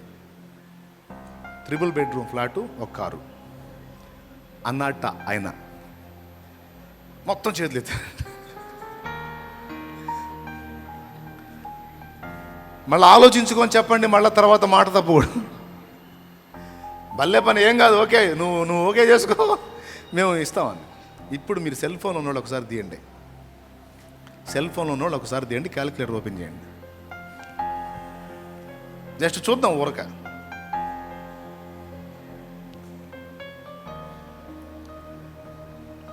డే 1 ఎంత? రూపాయి. రెండో రోజుకి 8, 4, 4. మూడో రోజుకి 4, నాలుగో రోజుకి 16, ఐదో రోజుకి 32, ఆరో రోజుకి 32, ఏడో రోజుకి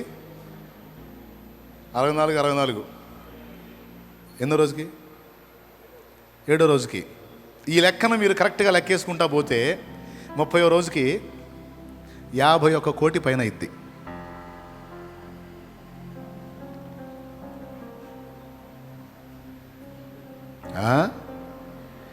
చూసుకో, లెక్కేసుకో, కావాలంటే వేసుకో, పర్లేదు, వేసుకో, టైం తీసుకుని.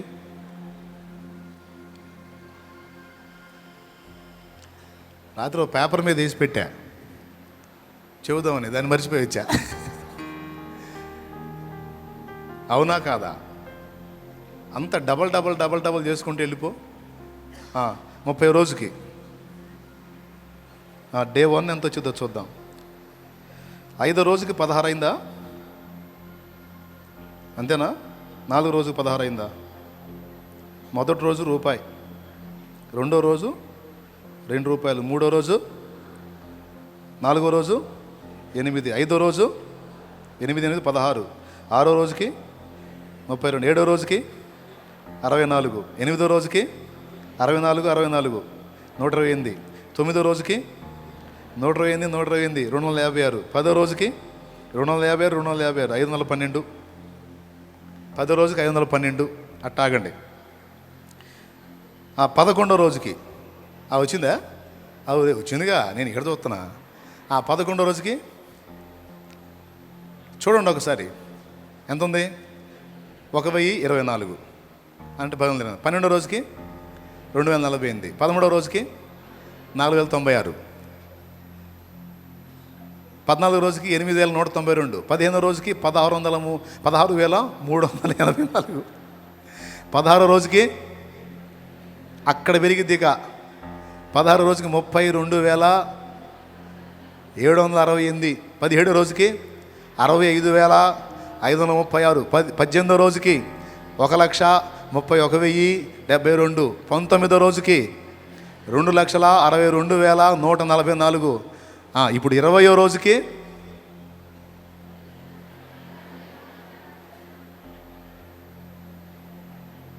చివరికి ఫైనల్ కిందికి రా. 30వ రోజు చూడు, అదిగో ఎన్ని కోట్లు అయింది? 53 కోట్లు దాటిపోయింది. 53,68,70,912 వస్తుంది. ఇప్పుడు ఒక ప్లాట్ ఏంది?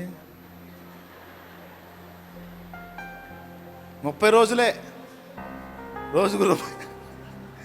ఫస్ట్ రోజు రూపాయి, రెండో రోజు 2, మూడో రోజు 4, నాలుగో రోజు అట్లా. ఎందుకంటే కొన్ని లెక్కలు మనకు అర్థం కావు, కానీ విపరీతంగా ఉంటాయి. ఎంతమందికి అర్థమైంది ఇప్పుడు ఈ లెక్క? మర్చిపోవద్దు. ఇంటికి పోయి మళ్ళీ కూర్చొని క్యాలిక్యులేటర్ పెట్టుకొని మళ్ళీ వేసుకో. ఎందుకు చెప్తున్నానంటే దానికి ఒక కారణం ఉంది. ఒక్కొక్క వ్యక్తి సంవత్సరానికి కష్టపడి, ఒక సంవత్సరం అంతా కష్టపడి క్రీస్తు ప్రేమను క్రియల్లో చూపించి, దేవుని ప్రేమను చూపించి, సత్సాక్ష్యం కలిగి ఒక ఆత్మని సంపాదించడానికి కష్టపడి ప్రార్థించి ప్రకటించి సంవత్సరం అంతా ప్రయాసపడి ఒక్క ఆత్మను ఒక్కొక్కడు సంపాదించగలిగితే, ఒక స్త్రీని, ఒక పురుషుడిని సంపాదించగలిగితే 50,000గా ఉన్న సంఘం నెక్స్ట్ ఇయర్ కల్లా ఒక్క సంవత్సరంలోనే 1,00,000 మంది సంఘంగా మారిపోతుంది. 100 మంది సంఘంగా ఉన్నటువంటి విశ్వాసగణం ఒక్కొక్కరు ఒక్కొక్క ఆత్మని కష్టపడి సంపాదిస్తే నెక్స్ట్ ఇయర్కి 200 మంది సంఘం అవుతుంది. ఒకవేళ ఇందాక చెప్పినట్టు 1,00,000 మంది నిజంగా ఒక్కొక్కరు ఒక్కొక్క ఆత్మని 50,000 మంది ఒక్కొక్క ఆత్మని సంపాదిస్తే 1,00,000 మంది అన్నానే, వారందరూ కష్టపడి సంవత్సరం అంతా కష్టపడి ఒక్క ఆత్మను సంపాదిస్తే మరుసటి సంవత్సరానికి 2,00,000, రెండో సంవత్సరానికల్లా 2, ఇంకా అక్కడి నుంచి లెక్కేసుకో. 3వ సంవత్సరానికి 2,00,000 మంది ఒక్కొక్కరు ఒక్కొక్క ఆత్మను సంపాదిస్తే 3వ సంవత్సరానికి 4. చిలకలూరుపేట ఓట్లు మొత్తం కలిసి 1,00,000 పైన ఉంటాయి. అసలు సంవత్సరంన్నరలోనే పేట చుట్టుపక్కల ప్రాంతాలు ఒక దారి అవుతాయి, నరకం నుంచి కాపాడబడతాయి. కానీ ఎంతమందికి ఆ భారం ఉంది విశ్వాసులకి? ఇక్కడి నుంచి దాటి అవతలకి పోతే ఇక కష్టాలు, బాధలు, ఇరుకులు, ఇబ్బందులు, సైతానుగాడు నీ మైండ్ని డైవర్ట్ చేసి నువ్వు దేవుడు పని చేయకుండా, దేవుని పిల్లల్ని రక్షించకుండా వాడు నిన్ను అడ్డగిస్తాడు. దానికోసం నీ మైండ్ని డైవర్ట్ చేయడానికి రకరకాల పరిస్థితులు నీ చుట్టుముట్టేటట్టు చేసి నిన్ను దారి మళ్ళిస్తాడు. అలా కాదు, ఎన్ని బాధలు అన్నారా అని, ఎన్ని ఇబ్బందులు అన్నారా అని ఒక పక్కన దేవుణ్ణి ప్రేమించి ఆయన సంతోషాన్ని వెతికే మైండ్ నీకుంటే నిన్ను అడ్డగించే ఆ ఇబ్బందులన్నిటినీ ఒకటొకటిగా తెంచి పూర్తి స్వేచ్ఛ దేవుడు నీకు ఇస్తాడు. చెయ్యి, ఎంతమందిని రక్షిస్తావు రక్షించు, ఇదిగో నీకు అవకాశం ఇచ్చాను పో అంటాడు. ఈరోజు సంఘం నిజంగా ఇలాంటి చైతన్యం కలిగి ఉందా? సంఘంలో ఉన్న ప్రతి మనిషి నేను రక్షించబడ్డాను, నరకం నుంచి నేను కాపాడబడ్డాను, అయ్యో నా సహోదరుని ఒకడిని నేను కాపాడాలి ఈ సంవత్సరం అంతా కష్టపడని నీవు అనుకుంటే ఒక్కడు చాలు. ఓ స్త్రీ, నీ ఒక స్త్రీని, ఒక్క ఆమెను నేను రక్షిస్తే చాలని కష్టపడి ఒక్క స్త్రీ మీద నువ్వు మనసు పెట్టి ఆత్మ రక్షించగలిగితే, ఈ విధంగా ప్రతి స్త్రీ నేను నరకం నుంచి కాపాడబడ్డాను, ఇంకా చాలామంది ఉన్నారు, ఒక్క ఆత్మ నేను రక్షించాలని నువ్వు నడుం కడితే, నువ్వు ప్రయాసపడితే, నువ్వు ప్రార్థిస్తే, నువ్వు ప్రకటిస్తే, నువ్వు ప్రేమ చూపిస్తే దేవుడు కార్యం చేయడా? కానీ అసలు ఈ భారం లేదు కదా విశ్వాసుల్లో. కూటానికి వచ్చామా, 4 మొక్కలు విన్నామా, ఏదో చిల్లర వేసామా, పోయామా. నూతన సంవత్సరం రాబోతుంది, 2024 అయిపోయింది, 2023 అయిపోయింది. ఇక మనం చూద్దామన్నా మళ్ళీ కనపడదు. ఇక వచ్చేది 2024. కనీసం రానున్నటువంటి కాలంలోనైనా దేవుని కోసం ఫలించడానికి నీ వంతు నువ్వు ఒక తీర్మానం చేస్తావా? ఒక మాట చెప్పనివ్వండి నన్ను. యూజ్ అండ్ త్రో అని దేవుణ్ణి పక్కన వాడుకొని పక్కనేసే సోదోళ్ళ కోసం నేను చెప్పలా. రోషం కలిగి నిజమే కదా, నేను నమ్మింది సత్యమైనప్పుడు, నిజమైన దేవుని తెలుసుకున్నప్పుడు, ఆయన రక్షణ నేను పొందుకున్నప్పుడు, ఆ రక్షణ తెలియక చాలామంది పాడైపోతున్నారు. ఒక్కనే కదా ఏమైంది, ఒక ఆత్మను రక్షిద్దామనే చైతన్యం నీలో కలగనప్పుడు నువ్వు అసలు బతికున్నావా, ఆత్మీయంగా సత్యున్నావా ఆలోచించుకోవాలి. తిండి తిందాం, తిండి కోసం పరిగెత్తడం కాదు, దేవుణ్ణి సంతోషపెట్టడం కోసం మనం నడుం కడదాం, అందుకోసం ఆత్రపడదాం. ఒక పూట కాస్త లేట్ అయితే మనం చచ్చిపోం, ఒక పూట కొంచెం లేట్ అయితే చచ్చిపోం. కానీ దేవుని మాటల్ని నిర్లక్ష్యం చేస్తే బతికుండి కూడా చచ్చిన వాళ్ళతో సమానం. రోషం కలిగి ఒక తీర్మానం చేసి ఇక్కడి నుంచి కదలండి. నేను మొదటి అడుగులో నిలబడ్డప్పుడు కొంతమంది నాకు సహకారులై చాలా పనులు నేను చేసే ఇది లేకుండా నన్ను తప్పించారు, నాకు ఫ్రీ ఇచ్చారు. కొన్ని భారాలు వాళ్ళు ఎత్తుకున్నారు నా బిడ్డలు. అప్పుడు నేను ఇంకొన్ని ప్రాంతాలకు వెళ్ళి ప్రకటించడానికి నాకు అవకాశం దక్కింది. అక్కడికి వెళ్ళి కొంచెం పరిచర్య చేసినప్పుడు మళ్ళీ కొంతమంది లేచి మరికొంత సపోర్ట్గా నాకు నిలిచారు. పని పెరిగే కొద్దీ సహకారులు ఇచ్చారు. నేను కూడా మొహమాటం లేకుండా, అనుమానం లేకుండా వాళ్ళకి బాధ్యతలు అప్పచెప్పి ఫ్రీ టైంని ఏర్పాటు చేసుకొని మరికొన్ని ప్రాంతాలకు వెళ్ళడానికి ఇష్టపడ్డాను. దీన్ని వదిలిపెడితే ఏమైపోయిద్దో, ఇది దాటి ఇంకో చోటకు పోతే ఇదేమైపోయిద్దని అనుకోలా. పిలిచిన వాడు నమ్మదగిన వాడు. నా బిడ్డల్ని నేను పెంచిన పెంపకం మీద, నా దేవుని మీద నాకు నమ్మకం ఉంది. తేడా జరగదని అప్పచెప్పి ధైర్యంగా అడుగులు ముందుకేశాను. దేవుని కృప వల్ల నేను అడుగులు వేయటానికి, నా పిల్లలు నాకు సపోర్ట్ చేయడానికి దేవుడు జోక్యం చేసుకున్నాడు. ఒక పని ప్రారంభమైంది బలంగా.